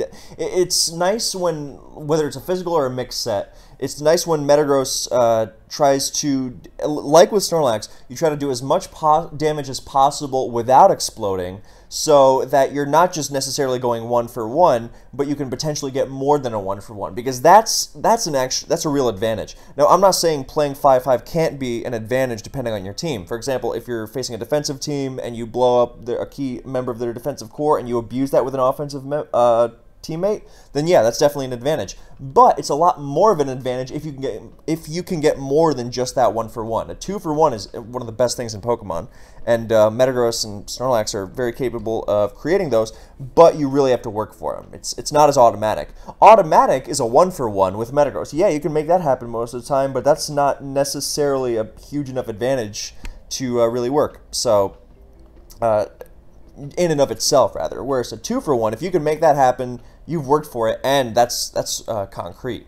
So, yeah, items besides band, Lefties, Lum, Salic is a great one. Oh yeah, EQ, Mash, Boom, and Endure, another Asta set with Salic, so it's harder to revenge kill. Here comes a Dugtrio, you Endure, you get Salic, you threaten the Dugtrio out, you blow up something else. Dugtrio is only coming in revenge, so you've already KO'd something, so there's your 2-for-1. Dugtrio tries to limit you to a 1-for-1, fair enough. Nope, not. Now you get the 2-for-1 out of it. So, ton of options on Gross. Great Pokemon. Next up, Cloyster. Cloyster is basically like its old GSC self, except the lack of maxed out bulk really hurts it, because now it doesn't take, random surfs very well without investment, and it can't really make use of its speed as well. It's tough. Most spreads are something, lots of special defense, lots of speed, trying to get the most out of it. And it works well, but it wishes it could have more. So it was definitely hurt. But it does enjoy the lack of defense EVs everywhere, which makes its Explosion hurt. And it can now use Explosion and Rapid Spin. Now, it's not a great spinner in and of itself, because Skarm will Toxic it to death, and Gengar switches in pretty nicely. But it is a nice move to have the option for. And it's not like its other moves are so great that you need to drop it. And the benefits of Rapid Spin are potentially huge. Non-toxic Skarms, it's great against Fories. And surfing a Gengar switch is very valuable. So generally you enjoy this. More than, you would Ice Beam or the occasional HP Grass. Sometimes Claydol pairs with Cloyster on certain kinds of offensive spiking boom teams, which are a lot of fun and quite good. But and in those situations, then yeah, you can kind of get rid of it. You can get rid of spin on one of them, but that's a specific case. Yeah, other than that, it's Cloyster. I mean, it comes in on the ever-present Swampert. That's one move I do like is HP Grass to catch offensive Swampert, because they always try to focus punch as you set up the spikes. So yeah, Cloyster, fantastic poke. A little specific to use, but potentially huge upside because it doesn't get trapped, and which is a major downside of Fori and Skarm.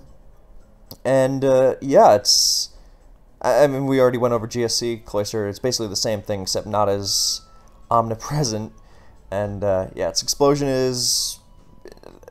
The nice thing is you do threaten most of the, well, not really Metagross and Jirachi as much, but one noticeable thing you will have happen in a lot of games is that a lot of like Fortress teams don't really have a great answer to Cloyster. It's kind of funny, but a lot of teams with 4A are kind of forced to go to T-Tar versus Pursuit T-Tar versus Cloyster because they're trying to crunch it and trap it so it can't switch out, and because they can take 2 Surfs. But that is, of course, really exploitable because T-Tar is, of course, weak to Stab Surf. So if you, again, this is the way you get the most out of Cloyster is not, you know, okay, I'm going to spike and then boom, because then you're getting chipped and then the Gengar will come and absorb your explosion. That's not the way to do it. But if you're really identifying how the opponent is going to have to deal with you, as opposed to just clicking spikes and boom because they're good moves, then that's when you become really dangerous. Because if you're noticing, hey, this Fortress team is going to be forced to switch to Pursuit Tar because otherwise I'm going to be able to threaten a boom on the Blissey or whatever else they have that absorbs Surf on the Zapdos. And that way, so sometimes with Cloyster, if you're not directly abusing spikes long term, then you can just Surf. Or, honestly, if you have a Cloyster and a Gengar, then you love T-Tar switching into you because then you weaken the T-Tar heavily and it's not going to be able to trap your Gengar after, and then Gengar will just destroy their Fortress, and that's a major advantage. So that's one of the really cool things about Cloyster, and it does that even without exploding. And, yeah, Cloyster doesn't necessarily get its boom off super reliably, but if you play it really aggressively, like if you're doubling it into offensive Swamperts and such, then it is just wonderful, especially... sometimes you do like Ice Beam just because sometimes someone will get the bright idea to switch Salamence into it just because they think you're spamming Surf, and it is nice to have for like Zapdos as well. So I could get behind Ice Beam, but really you got to run Surf because that's what's hitting the Steels and the T-Tar. So you got to have the Surf. Most of the time you're going to want the Spin, but...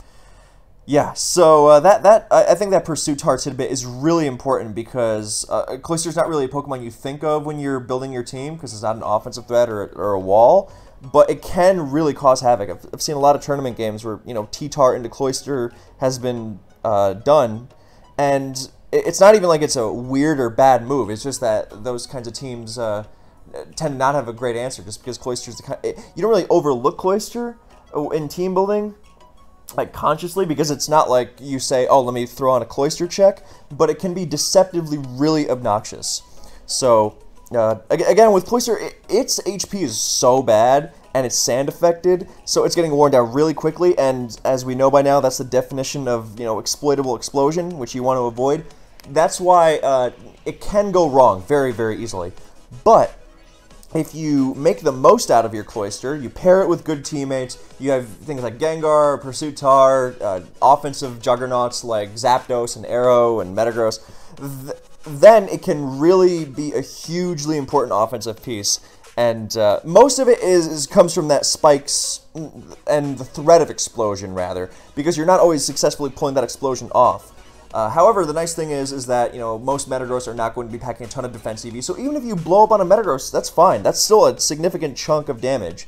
And that's the nice thing about Boom on something like Cloyster. Cloyster is not... you are not relying on Cloyster to remove walls for you or break a hole in the opposing team like you are Snorlax or Metagross.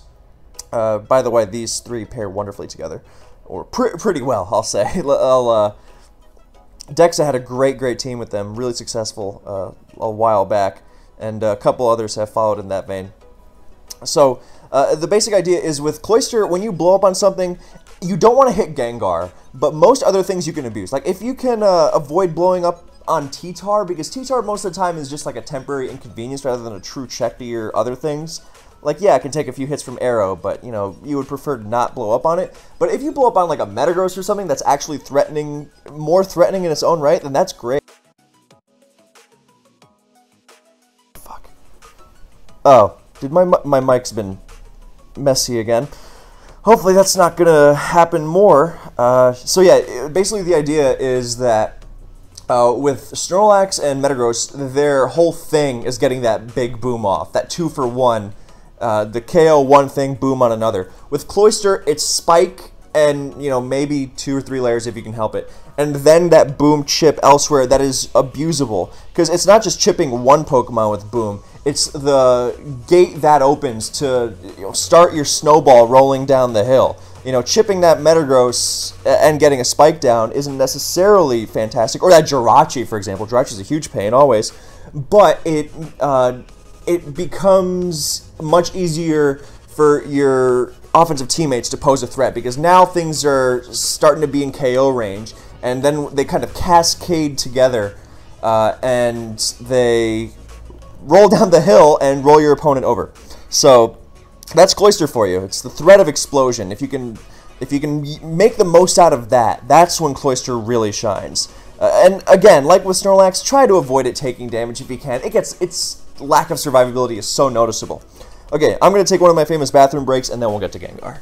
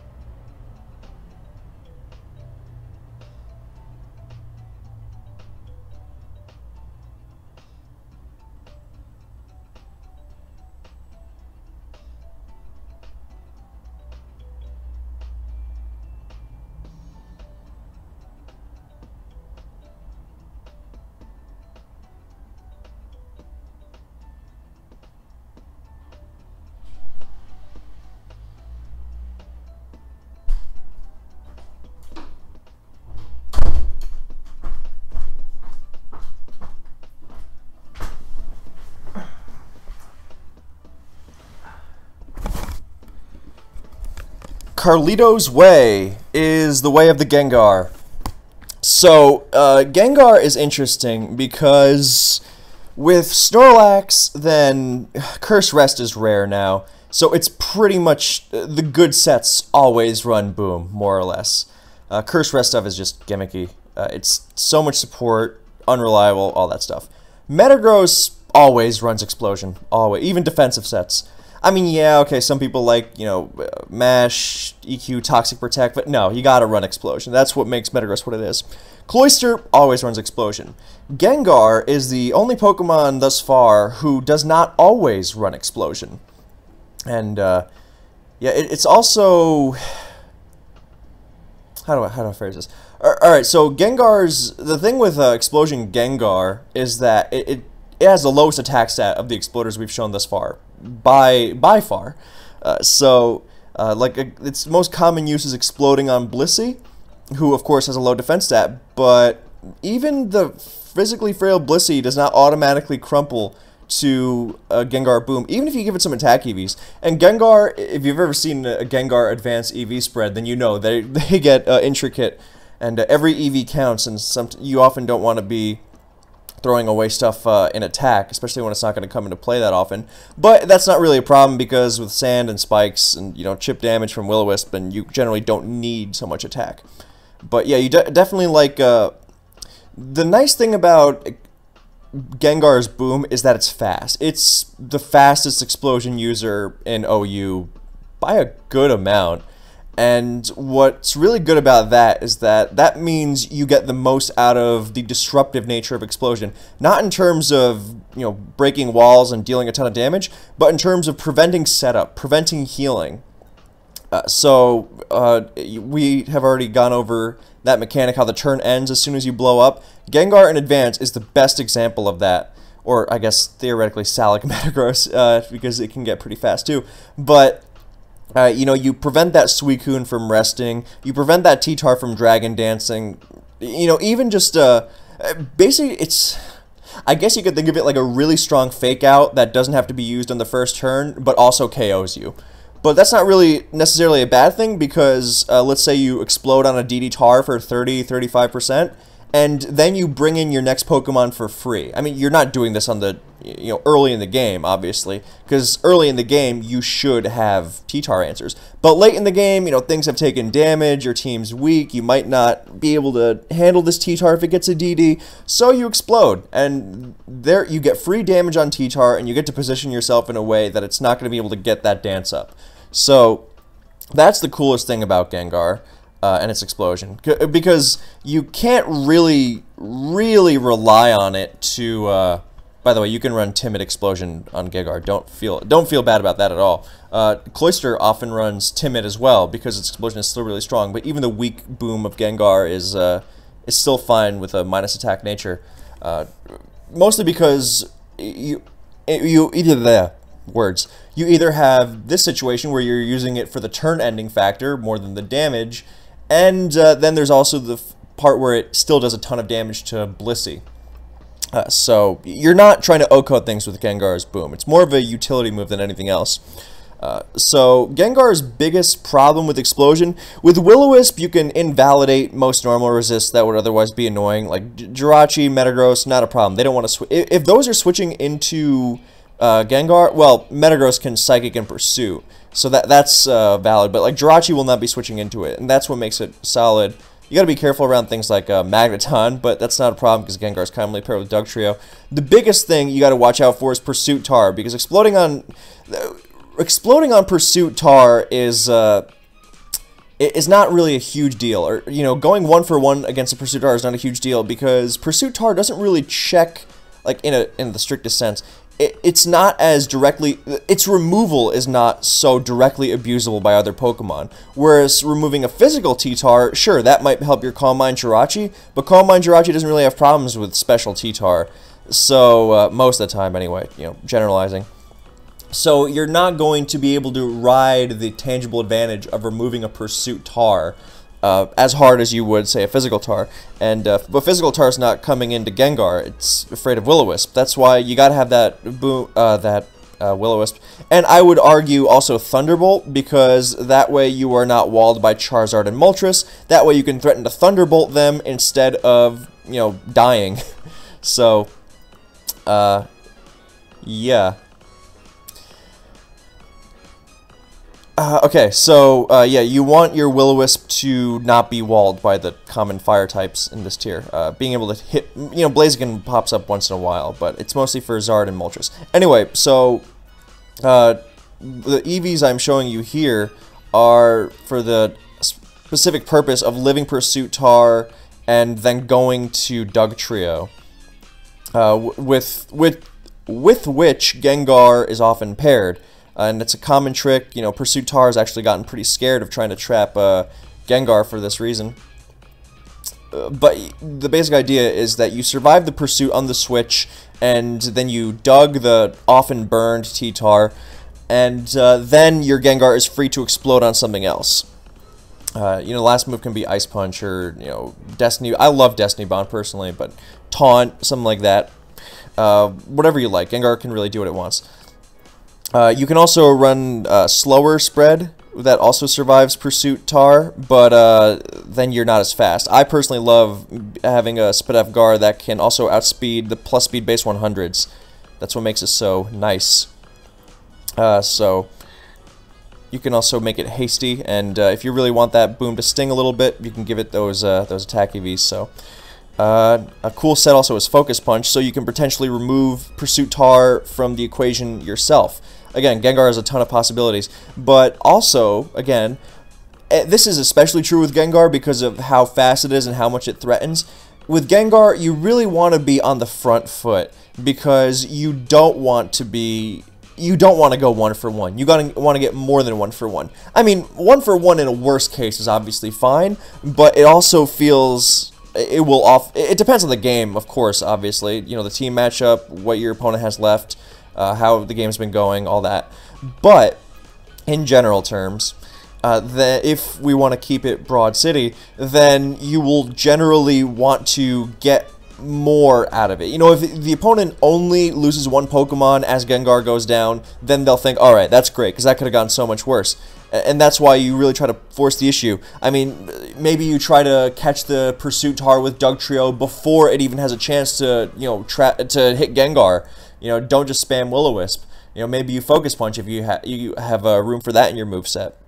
It's kind of hard to fit. I generally prefer things like Destiny Bond or Taunt. That's a really good one. So Refresh Pert doesn't sit on you. And you stop Cheeky Scarm trying to spike, things like that. But yeah, that's the basic idea anyway. So you really gotta, if you can bypass those common responses to Gengar and get that more than just that 1-for-1, then that's where it really shines. And what makes Gengar so good is that it's such a Swiss Army knife, because you can spread burns, you can outspeed things, you can threaten out Salamences, and you can also sacrifice Gengar to break a wall. I mean, the most common partner for Boom Gengar is offensive Starmie, because what's the classic scenario? You know, obviously you get around the Pursuit Tar, but then you blow up on the Blissey, and then Starmie goes berserk. So, also very good with spikes, so Blissey is really dead in the water. And so you knock it into range, you knock it into explosion range, or you at least knock it into spikes range. So you then outspeed Blissey, force it out, or just KO it there, and then it can't handle Starmie anymore. It can't heal. It requires heads-up play again, because Gengar, like most other good Pokemon, such as the aforementioned Exploders, then it can thud if you just kind of play it straight and let the opponent dance around it. But if you really play heads-up, then it will reward you like little else. Those resists and that speed and that move pool, just unbelievable. Explosion, it's so good it doesn't even need to use Explosion, whereas most Pokemon would be like, if I had Explosion I would use it on every set, but that's just how good Gengar is. But yeah, Boom, great Pokemon, or great set rather, a million applications, blow up on that DD Tar, blow up on that Zapdos, actually. That Zapdos, which is like the last vestige of something that can take a hit from Gengar on their team, and then it's gone, and then your water goes crazy. Whatever suits your team. You really got to be heads up with it. Again, this is a Pokemon you really can't blow up with blindly, because it's so weak. And it's, one of its most common answers is normal resistant, and then there's also Pursuit Metagross. And it's just generally so weak that you're not going to be, KOing a Refresh Pert that tries to pivot in, for example. But if you really are analytical of your opponent's team with it, and you are precise with your plays, then it will carry you. Alright, Claydol. Claydol, I think, should run Boom pretty much always, because that Boom is so good, so strong, that it kind of... Whereas otherwise you would have this like super passive blob that you could just outbulk, now you can actually use Claydol offensively if you desire. And here's the best example. Without Explosion, then Suicune will permanently switch into Claydol and threaten to set up Calm Minds and all that. With Explosion, then you are able to actually threaten the Suicune. Now, of course, Claydol has several tangible defensive roles, with all its resistances and what it uses its stabs for. So you cannot just blow it up and then go, whoops, I guess I die to Arrow now. But you should have backups for the things Claydol's checking anyway. Like, if Claydol's your only T-Tar check, then you are going to lose to T-Tar a lot. So, just as an example. But it's a great pivot to a lot of stuff. The Rock Slides, Earthquakes, Thunderbolts. So, even Psychics sometimes, if you're trying to pivot around in a Calm Mind Jirachi. Draw an HP Grass or an Ice Punch. And, yeah, so... when you explode with it, then you should have something else that can cover what it's checking, because what it's checking is not going to be staying in to take a Boom. But yeah, being able to blow up something like a Zapdos if it's really forcing the issue, or a Water on the Switch is really nice, especially because Claydol can go bulky, but generally you like a lot of a plus attack nature, Adamant, Brave, whatever, and depending on how fast you want to make it. And you like a lot of attack EVs, specifically so you can 2-KO Pursuit Tar attempting to trap you. That's really big. And that also gives it a good amount of muscle behind Explosion. The EVs can kind of be, they're kind of flexible.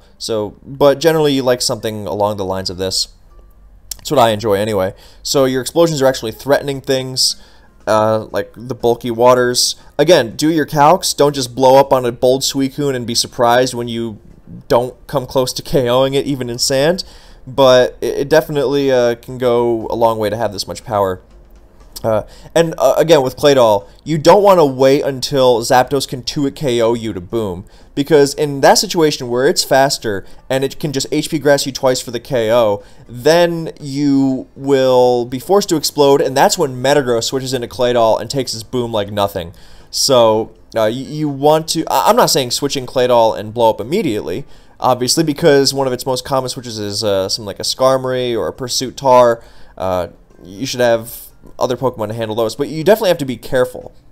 But you also shouldn't be blowing up... I mean, of course, if you're in that 2-hit KO range for Zapdos and your opponent has nothing left to take an explosion, then yeah, that's something else. But I'm talking when you're in 2-hit KO range for Zapdos and your opponent has several normal resists left, then that's a crappy situation. In that situation, I would recommend switching on the Force HP Grass. Hopefully you have something else that can handle Zapdos, because you should. Because Claydol is not the best Zapdos answer, but it's a great pivot, because it doesn't mind Doug or Sand or Spikes.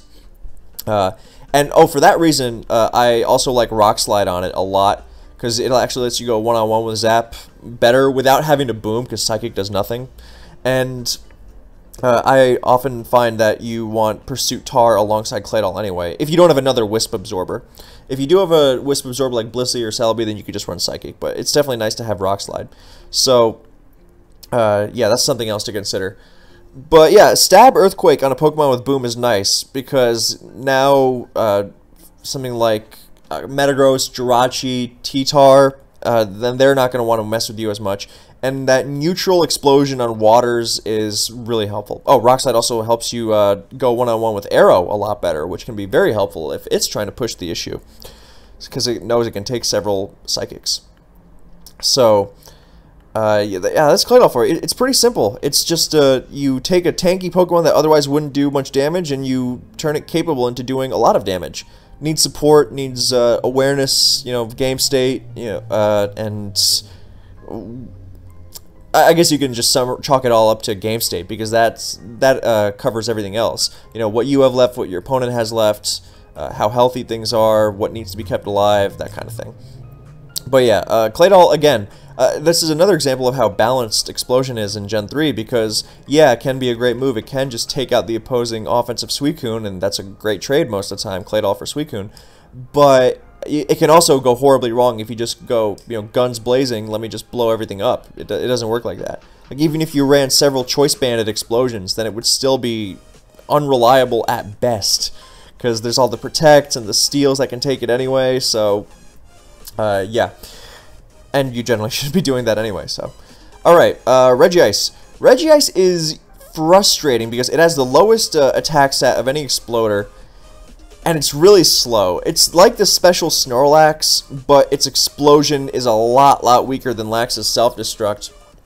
Its main target is, of course, Blissey, but the problem is it has a hard time getting to Blissey, because T-Tar switches in on it, Metagross switches in on it, you know, Skarmory messes it up with Toxic Protect, it can take hits, you know, Jirachi can be annoying, Magneton, Fortress, which is specifically why I have HP Fire, by the way. Usually you prefer T-Wave in every other situation, but HP Fire, just otherwise Fortress is going to ruin your life. It's really hard to build around Regice. It has substantial, glaring, significant flaws, and those impede it as a whole, as opposed to just getting the explosion off. But that's why it's, you know, it can't really force the issue well enough to get the explosion off often.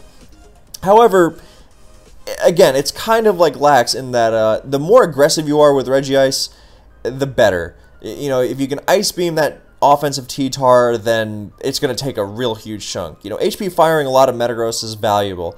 You definitely need support. I mean, Regice loves Dugtrio and being paired with special sweepers. You're trying to soften the target up for the late game sweep with Calm Mind Jirachi or something. And it can be effective even if it doesn't get to Blissey, because you should have other Blissey plans anyway. Like Gengar, Dugtrio, Regice, great trio for setting up a special offense sweep later in the game. But, yeah, definitely the most flawed Exploder in terms of actually getting the boom off. Because slow, sand, spikes, toxic, a weak explosion, normal resist left and right. Even like something like a Suicune, or even better, Swampert. Swampert is actually a fairly decent interim switch to Regice. You don't want to chuck it right into an Ice Beam, obviously, but you can come down a T-Ball or a T-Wave, and then you just threaten a Toxic or EQ it a bunch, and even if it explodes on you, it does nothing. Seriously, the Regice's explosion calcs can be really sad sometimes. So you got to be careful in that vein. And blowing up a Swampert does nothing to help a Calm Minesweeper anyway, because those all bowl through Swampert regardless. So it can be really frustrating to use Regice sometimes. However, if you are really on top of your game with it, you double it into Zapdos as opposed to switching it into a Thunderbolt and then getting forced into a bad situation really quickly. Because I mean, at least when Snorlax is forced into blowing up, then it'll at least leave the opponent with a lot of damage, because Stab Self-Destruct is strong against even non-Gengar resists, whereas Regice is pathetic even against explosion-neutral Pokemon, so something to be aware of. Definitely the hardest Exploder to pull off reliably. So, but, it's got its unique qualities, because it doesn't invite the spikers in completely for free, which is key. And, chunking things like Metagross and T-Tar is more directly beneficial to a special offense sweep than to beat down something like a Skarmory, because Skarmory is not really threatening those guys as much, whereas T-Tar does real damage, Metagross can explode, that kind of thing. So, it's not easy to slap Regice on a team, but it's the most specific, for sure, in terms of the kinds of teams it fits on, because its flaws are so prominent that you really have to you can't really bypass them just by sheer power. I mean, 100 special attack Stab Ice Beam is nice and all, but it's not going to make all your problems go away. Bolt Beam, Thunder, Thunderbolt, I like Thunder because it needs the power. You're living on the edge with Regice anyway. Paralysis rate can be nice for Metagross especially, because Thunderbolt bounces off regardless. But yeah, its flaws are such that it really is the most specific Pokemon by far, and but what you do get out of it can be almost irreplaceable. With the specific supporting cast of those special attackers. Anything else, it's going to be a wasted slot. It's not interchangeable with Metagross because Regice's non-blowing up capabilities are much less suited towards the kind of physical or mixed offense team that Metagross finds itself on, whereas it's very specifically geared towards facilitating that special offense.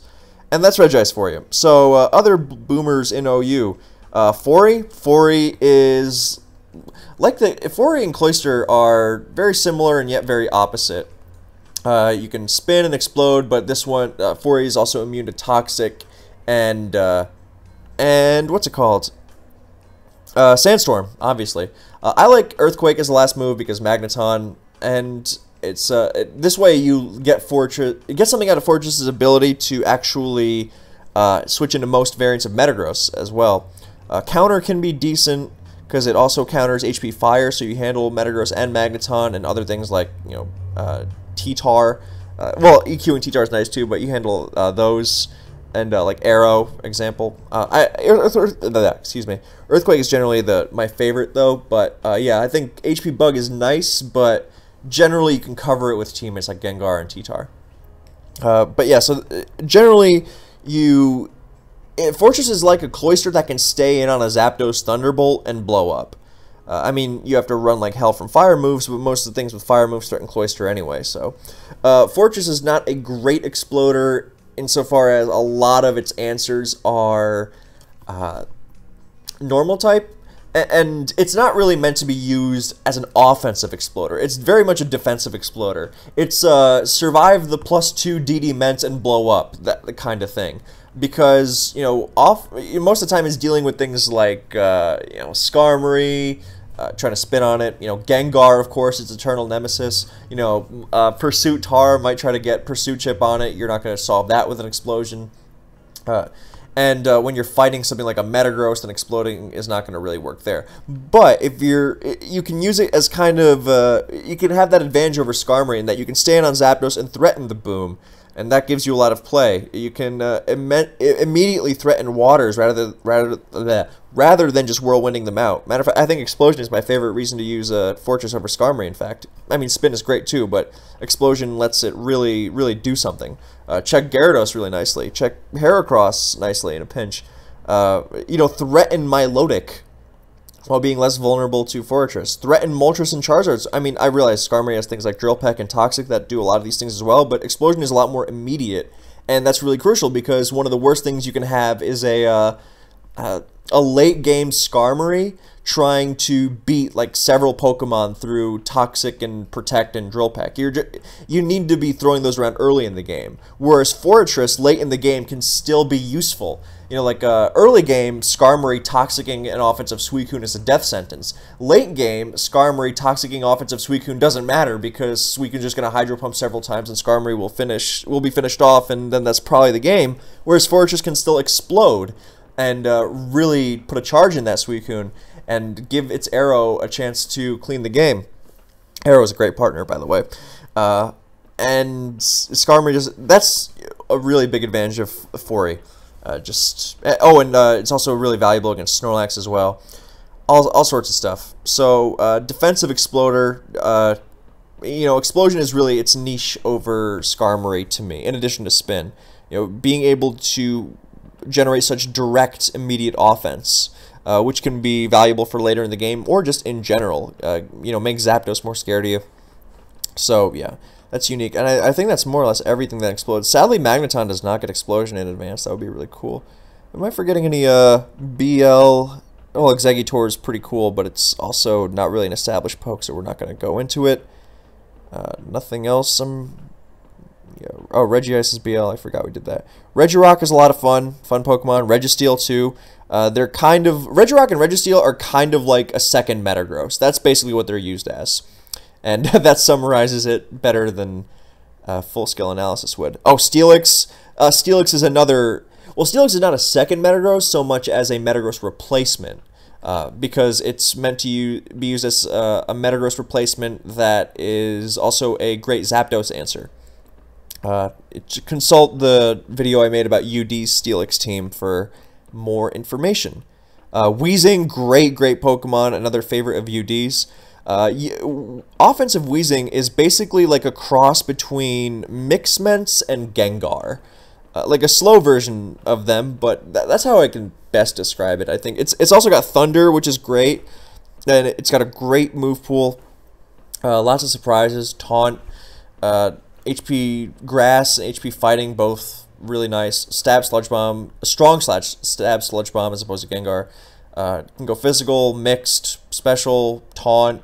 You should have Wispin there for sure. But yeah, Weezing is a great offensive exploder. So it can even run. I like some weird defensive boom Weezing sets, but generally the offensive one is the go-to. And I would refer you to UD's SPL 9 game against Kalos for an example of what Weezing can do. I believe I've covered it somewhere on this channel before, like in my favorite SPL games. I think that's the video. So I would recommend looking that one up if you're interested. And for UU Exploders, Camerupt has somewhat of a niche in advance. Fire Blast, EQ, Boom, but it's tough to make use of. But that's definitely another relevant Exploder. Fire Blast, EQ, those are its stabs, and then Boom, and then a Hidden Power or Toxic. Tough to make use out of, but definitely a good rule if you're running Explosion offense with Snorlax and Metagross. Those teams, they generally have the problem of running out of steam against defensive cores, because even with those two booms, then those defensive cores are tough, and generally you need another push, and that's why I think those offensive teams are best when they have a third Exploder, if not a fourth or a fifth, because to give you an idea, you could easily make a team out of Snorlax, Metagross, Cloyster, Gengar, Claydol, and then the last can be T-Tar. And that's a good team, and that has 5 Exploders. But I think generally, if you have 3, that really pushes you over the edge against defense. You got a lot of intertwining synergistic offense, so you can do a lot of damage without needing to explode. But having that third explosion to really force the issue really, makes it hard for that those remaining 3 Pokemon on your opponent's side. as long as you're picking your spots right and actually getting a KO for your trouble, then it really makes it difficult for them to stave off your remaining pokes. They've done well. So, yeah, generally, Boom offense, try to get a third if you can. You know, Regirock, Registeel, Gengar, Cloyster, Claydol, Weezing, you know, something. I like Weezing a lot. Just don't make it Regice. Regice does not count in this game, in this sense, because it's the most specific. And it doesn't really fit on those explosion-heavy teams. You know, Gengar, Dugtrio, Regice, you know, Gengar and Regice can both boom there, but that's being tailored toward a special offense sweep, as opposed to the mixed, physical-leaning kind of late-game finish that Snorlax, Metagross types of teams are aiming for with their DD Tar, DD Mence, or Arrow, or whatever. Yeah. Okay, Golem, UU, Exploder. Nothing else really. You know, Lunatone, Solrock, fun, but UU. Nothing else really blowing up here. So, yeah, I think that's more or less everything I wanted to cover. Don't think I'm forgetting anything. You know, Haunter, if you're running a Gengar Haunter team like I did last year, that was a lot of fun. Metang, sadly, is not anywhere near as strong as Metagross, so it's not really worth it. If you want to run Metang, just run like Steelix or Registeel instead. Alright, now we're going to go to Generation 4. Generation 4 brings lots of new good exploding Pokemon and adds a Life Orb, which is really nice because the pace of offensive teams increases ever more. And in a situation like this where you're blowing up with your Gengar, for example, you don't need those leftovers, or in this case, Black Sludge. You want a power boost, and in that case, Life Orb is great because you now have a boost to your regular moves, and you have a boost to your explosion. So, a Boom, which would otherwise not be too impressive, is now a major threat. So, don't max attack, that was a mistake. Yeah, so this is a Boom Gengar. Azelf has a... I've got a video dedicated to Azelf, but whether it's a lead Stealth Rocker or a Choice Bander, now Choice Band Azelf is... DPP Choice Band Azelf is kind of like an advanced Choice Band Metagross. You just blow stuff up, and Jirachis and Metagrosses are going to be dropping. And T-Tars as well, although you can have the option of U-turning there. So, all sorts of blowing up Azelf. You know, start off the game great. Scarf Azelf is an underrated poke. That late game boom can be really nice for because Scarfers often have the problem of not being strong enough if they're not hitting something super effectively. But with Explosion, then you kind of bypass that. So that's why Scarf Azelf is nice. Scarf Metagross is really great, but Metagross can blow up with a billion different sets. So Azelf, Stealth Rock, and Boom. Heatran or Choice Band and Boom, or you know, all out attacker and Boom, underrated, or you know, Scarf and Boom. Yeah, great Pokemon. Yeah, that's pretty much it. Offensive teams for the most part. You're you know, maybe you lean toward bulky offense, maybe you run some Blissey offense, but it's still going to be offense with Azelf in the mix. So.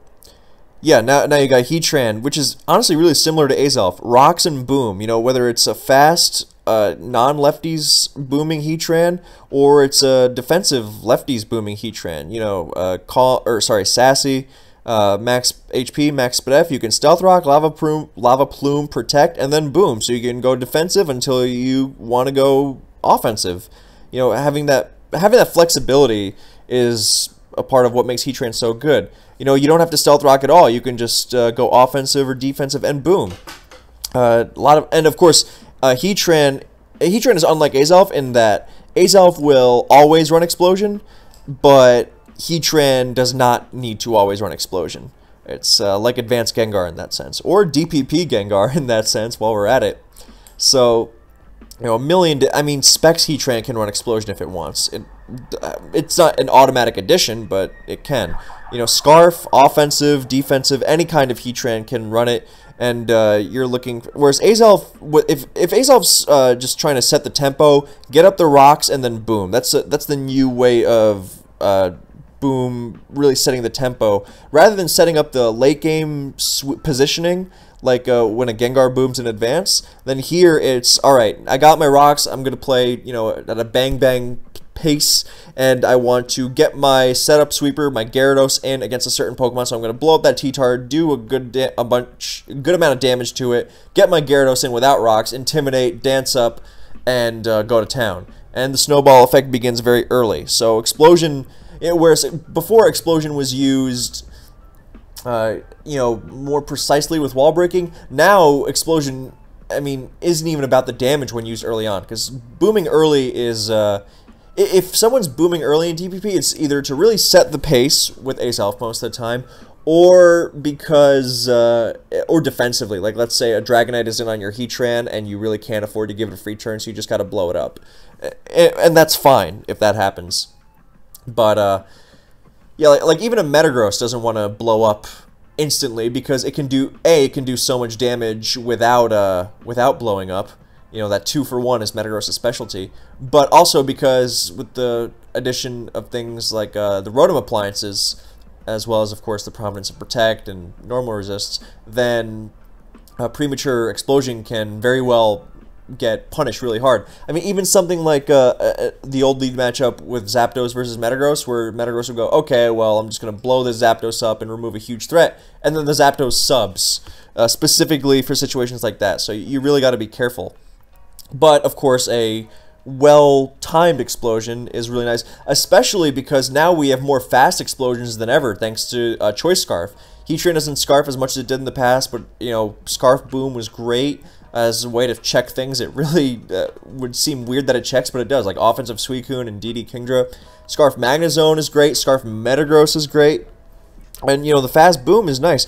Now, Explosion no longer ends the turn. Like, for example, you cannot, you know, blow up with Heatran on Swampert, and then Swampert can't move. No, if you blow up Heatran on a full health Swampert, Swampert can still set up Stealth Rock, for example. But, so that's a significant change, but it's just the power and the tempo. Yeah, so much flexibility with Heatran. If I go into it more than this, it'll just turn into a Heatran video. But it can do so much. Good attack stat, even when you go minus attack. And see, I mean, 194 is fine. If you really can go, if you're not relying on Heatran, if you're not relying on its speed on a defensive set, then you go Sassy, or if you're not relying on one of its defenses with an offensive set, then you can go Hasty or Naive or plus Special Attack, which I also enjoy, and really put a charge in those Clefables and bulky Latios that you're trying to blow up. But it's really team dependent. Again, Explosion is really good, really strong, but it's awareness that makes the strongest explosion, not just pure power. There has to be some sort of finesse, some sort of method to why you're exploding. So, yeah, Gengar, the last move is very often, not Body Slam. I didn't even know Gengar learned. I never thought about it, I guess. But yeah, common moves in the last slot. Now, for this, I really enjoy Taunt on Gengar because, again, the enemy is normal resists when you are trying to explode. With Azelf, then it doesn't matter because it's Stealth Rocking and then booming on a normal resist, and that's fine because it's for momentum. And with a Choice Band, then anything that's not a Rotom is going to melt anyway. Heatran doesn't really have normal resistant answers because Steels get, you know, destroyed. T-Tar is the closest thing, but even T-Tar doesn't love Earth powers, especially with rocks up, so you can kind of finesse your way past that, and then you can blow up on those waters, those dragons, really nicely. So that's, I mean, no one's really using Aerodactyl and hasn't for a while because it struggles in the metagame, but that was one of my favorite things about Aero, back when it was good. It's not anymore, but it answered Heatran, and it absorbed Boom, like a never-dying T-Tar. It was awesome. Anyway, but yeah, with Gengar, that definitely is a problem, not because of T-Tar necessarily, but because of Jirachi. So, when you're running a set like this, then you have two options. I either like to, well, you can pair it with a Magnezone geared toward removing bulky Wish Protect Jirachi, because that's the threat to this kind of Gengar. Other sets just get overwhelmed by Gengar's sheer power. So you can either go with Taunt to prevent, or you can go with some like knockoff to remove leftovers from other things like Milotic. Underrated, although not a very efficient use of Life Orb, so you might want to Black Sludge if you're doing that. But Taunt is good, or you remove the Life Orb, you go Black Sludge, and you Will-O-Wisp, and then Jirachi can't handle you anymore, and they're forced to deal with you through a non-normal resist, and then you get the boom off on that Milotic or that Clefable. And yeah, that's Gengar's versatility. It's like Heatran in this regard. So much versatility, and it doesn't even need to use Explosion all the time. But if you do use Explosion, make sure you are prepared for Drudgy and Bronzong. Bronzong is another, well, it's another Exploder, actually. But you have to really make sure that you are not just playing with 3 moves in the event that your opponent brings one of the common Gengar answers that happens to resist normal. You're not going to brute force boom your way through those. So, something important to keep in mind, you know, Magnezone, Will-O-Wisp, Taunt, sheer power. Maybe your T-Tar scares out of Bronzong and pursues it for some crucial chip. that's a little specific, but, you know, have a CB D-Knight. That's a good one, actually. Have a CB D-Knight bait in steals and weaken them with Outrage or Fire Punch or Earthquake if you're good at predicting, or even Superpower. That's a good move to lead off with on Night. So, you know, offensive team for this kind of Gar for sure. You gotta. It's great at keeping the momentum if you are aware of the Pokemon that might switch in and try to take that momentum back from you. So, yeah, Boomgar, awesome. Magnezone doesn't always run Explosion, but Scarf sets have been really popular for a while, and they're really good, and they always run Explosion. T-Bolt, HP Ground, T-Wave, Boom. I mean, you can mix in things like Flash Cannon if you really want, but the fast Boom is nice just because it turns Magnezone into a makeshift answer for things like mixed Flygon, mixed Dragonite, you know, whatever. Oh, Latias, whereas otherwise it would kind of. I mean, Magnezone is a decent check to Latias in and of itself, but being able to blow up and get that extra damage on something like Machamp or Kingdra is really, really valuable. Being able to actually hit Swampert without using HP Grass. Zapdos. Clefable, of course. Another would-be obnoxious Pokemon. So yeah, having an Explosion on a Scarfer is nice because that Scarfer, which is normally relegated to offensive duties, like Scarf Flygon is famously terrible against defense, even though it's so good against offense. But when your Scarfer can boom, then it can pose a threat to defense even while Scarfing. You kind of remove one of the negatives of a Scarfer in that sense. Like generally with Scarf, then you want some like Trick or Explosion, so it's not completely worthless against defensive teams as well. You know, Flygon at least can keep momentum with U-turn, but you get the idea. So, yeah, that's Zone for you. It can explode with other sets, but generally those are uncommon. Metagross pretty much will always explode. Actually, Metagross is honestly a carbon copy of Advance, more or less, because Protect sets have been used. I mean, Mix sets aren't used very much in DVP, even though they have potential. But something like Trick Iron Ball, you know, just replace the Mix sets with a Trick Iron Ball set and add a Scarf set. And that's pretty much Metagross for you. Oh, it also leads off. It has Bullet Punch, Meteor Mash, BP, EQ, Boom. Great set. Zen Headbutt is underrated for really smacking Rotoms around. You really turn that matchup on its head. It's hard to fit, but on a mid-game Metagross where you don't need Bullet Punch as much, very nice. You know, items, you know, Scarf, Akka, Lum, Lefties, Sash in the lead slot. Custap. Oh, Custap, Boom. Now that is a whole lot of fun. Talk about fixing the speed issue. Because even Scarf Metagross isn't, you know, it's outsped by a lot of other Scarfers. But with Custap, it's got infinity speed for a turn. Obviously, you got to watch out for Protect and such, but another great option. Also a good move on Heatran. Some have even used it on Gengar as a filler option. You know, surprise that Scarf Flygon with your Custap Boom. Really, really sweet. Especially because these Pokemon are going to be switching around with hazards and maybe taking a light hit, and they're going to get knocked into that low range real easy. So, yeah, Metagross is basically like a... It doesn't use Choice Band in... yeah, exchange the Choice Band for a Choice Scarf in the transition from Advanced to DPP, and that's what you have. So, yeah, Metagross simple. Yo, it can Rocks, too. Rocks Boom, I mean, as if it couldn't support its team enough. Kind of like Heatran, Azelf in that regard, like a much tankier version of them, even on its most offensive sets. Because even when Metagross goes offensive, it is tanky, whereas Heatran doesn't become frail when it goes all out offensive, but plays noticeably less with the intent to sponge hits like Thunderbolts, whereas Metagross always is a good switch to something like a T-Tar. So, yeah, that's Metagross for you, and Bronzong. Bronzong is kind of like Metagross. It's most... You know, instead of running Agility or Rock Polish, then it runs Trick Room, which makes it also good support for something like a CB Tar. But yeah, Trick Room Zong is the classic Trick Room Gyro EQ Boom. You know, that combination of Steel Stab, Earthquake, and Explosion, which makes it so threatening to everything. You can run things like Trick Band, Trick Iron Ball. You can run Stealth Rock. Yeah, that's basically Bronzong for you. It's you know, more specially bulky Bronzong or Metagross with an EQ immunity. That's really big. I've also had a lot of fun you know, messing around with Heat Proof, because everyone's going to assume Levitate, as they should. I mean, don't switch it. You know, if spikes go down... Actually, even if spikes go down, then they might still think it's Iron Ball. But a really cool thing is when you run Heat Proof and Lum, because in that situation, then you actually... you basically have a Metagross that holds both Lum and Occa Berry, and that's really, really valuable for some teams.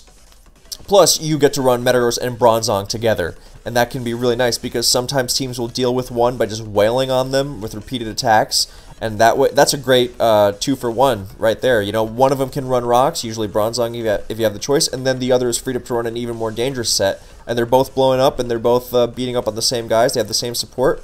I mean, these three, Zong, Meta, Zone, throwing a Gengar in there, you got a start of a really great offense team. Several really great offense teams. So, lots of options you can go in. You could throw in that D-Knight there, you can throw in T-Tar, you could lead off with Azelf if you wanted. Lots of options. So, yeah, those are the big boomers. Now, with Metagross, you will blow up even on a defensive set. I mean, some people like, you know, Toxic Protect without blowing up, but that's rare. You know, that 99 out of 100 Metagrosses are going to explode. Whereas Bronzong's defensive sets, the one with Protect, they are very unlikely to explode. They're trying to fit in things like Payback and HP Ice for things like Rotom Switch-ins, Gengar. You gotta be careful of Will-O-Wisp, of course. And HP Ice for Gliscor, big one. Flygon, of course. But yeah, generally you will not see Boom on a defensive Zong. But it doesn't have the power of Metagross that makes it want to use it all the time. It's got a lot of other stuff it tries to support with, like Toxic of its own, of course. But yeah, offensive Zong, great Boom abuser. Of course, it's got the Metagross thing where you got to watch out for the normal resists of the tier. You know, bulky Jirachis, other Metagross. Skarmory, Rotom, of course. Rotom is a big enemy, which is why Heatran is great on these teams. Turns Will-O-Wisping Rotom into a free Flash Fire boost, which is really dangerous. T-Tar's Pursuit is really helpful, of course. And it can do things like Fire Blast, other Skarms and Metagrosses. Got to be careful of them and Jirachi, but, you know, potential through the roof. Fortress is rare nowadays and doesn't really fit Explosion into its moveset too well, so we're going to be skipping over that. I mean, it's basically like Advanced Fortress, but now it has to contend with Rotom. I mean, it's got Payback, but it's hard and generally doesn't even fit into its moveset often. So then I think those are the main OU Exploders. I'm not forgetting anything in BL or UU, am I? No. UU doesn't... I mean, Claydol is fun, but kind of gimmicky, very rare. So, yeah, I don't think I'm forgetting... Oh, Qwilfish... Well, Qwilfish is more... Qwilfish is a good Pokemon on rain teams, because most rain is associated with Kingdra, and, you know, if you can slow down the Hydro Pumps with something like a Suicune or a Milotic, then you're fine, but Qwilfish with Swords Dance and Explosion threatens to break through defensive cores and makes it even easier for its swift-swimming teammates to sweep. So, Qwilfish is a good shout for rain teams. Steelix, I think Steelix is pretty cool, but it's very rare. Weezing isn't really used, and I think those are really that's DPP for you. So, that's going to conclude our Generation 1 through 4 exploding adventures. So, unless I've suddenly forgotten that Pikachu Spiky-Eared has a powerful explosion. So yeah, Explosion after this was never the same once it got nerfed in Gen 5, and just, I mean, thank God, because can you imagine Lando with a 500 base power explosion? Yikes. But it just wasn't the same, you know, and Explosion is one of the things that makes non-preview generations so unique. I mean, Explosion didn't disappear, but you know how we just mentioned how Azelf, when it's stealth rocking, then it uses Boom more as a positioning tool. It became used more like that in Gen 5 and later on Hyper Offense with things like Rocks, Boom, Lando, sometimes Azelf, and you know, and in Gen 6 and later, then, you know, blocking Defog was another popular use. So that's where it went from there. Anyway, if you are interested in seeing some Explosion, I recommend you watch Tournament Play. You go through this Mogan forums, the tournament section, parse through the replays of the big tournaments. They're very easy to find. And there's explosion all over the place. Or you can just hop on the ladder and play some yourself and have fun blowing stuff up. Be smart about it. That's the way to get the most use out of it, but it's also just fun to just watch stuff drop. Just make sure you don't drop disproportionately yourself. That's going to be it. So thank you guys so much for watching. I hope this was informative for you. I hope you enjoyed. And I will catch you next time. Boom.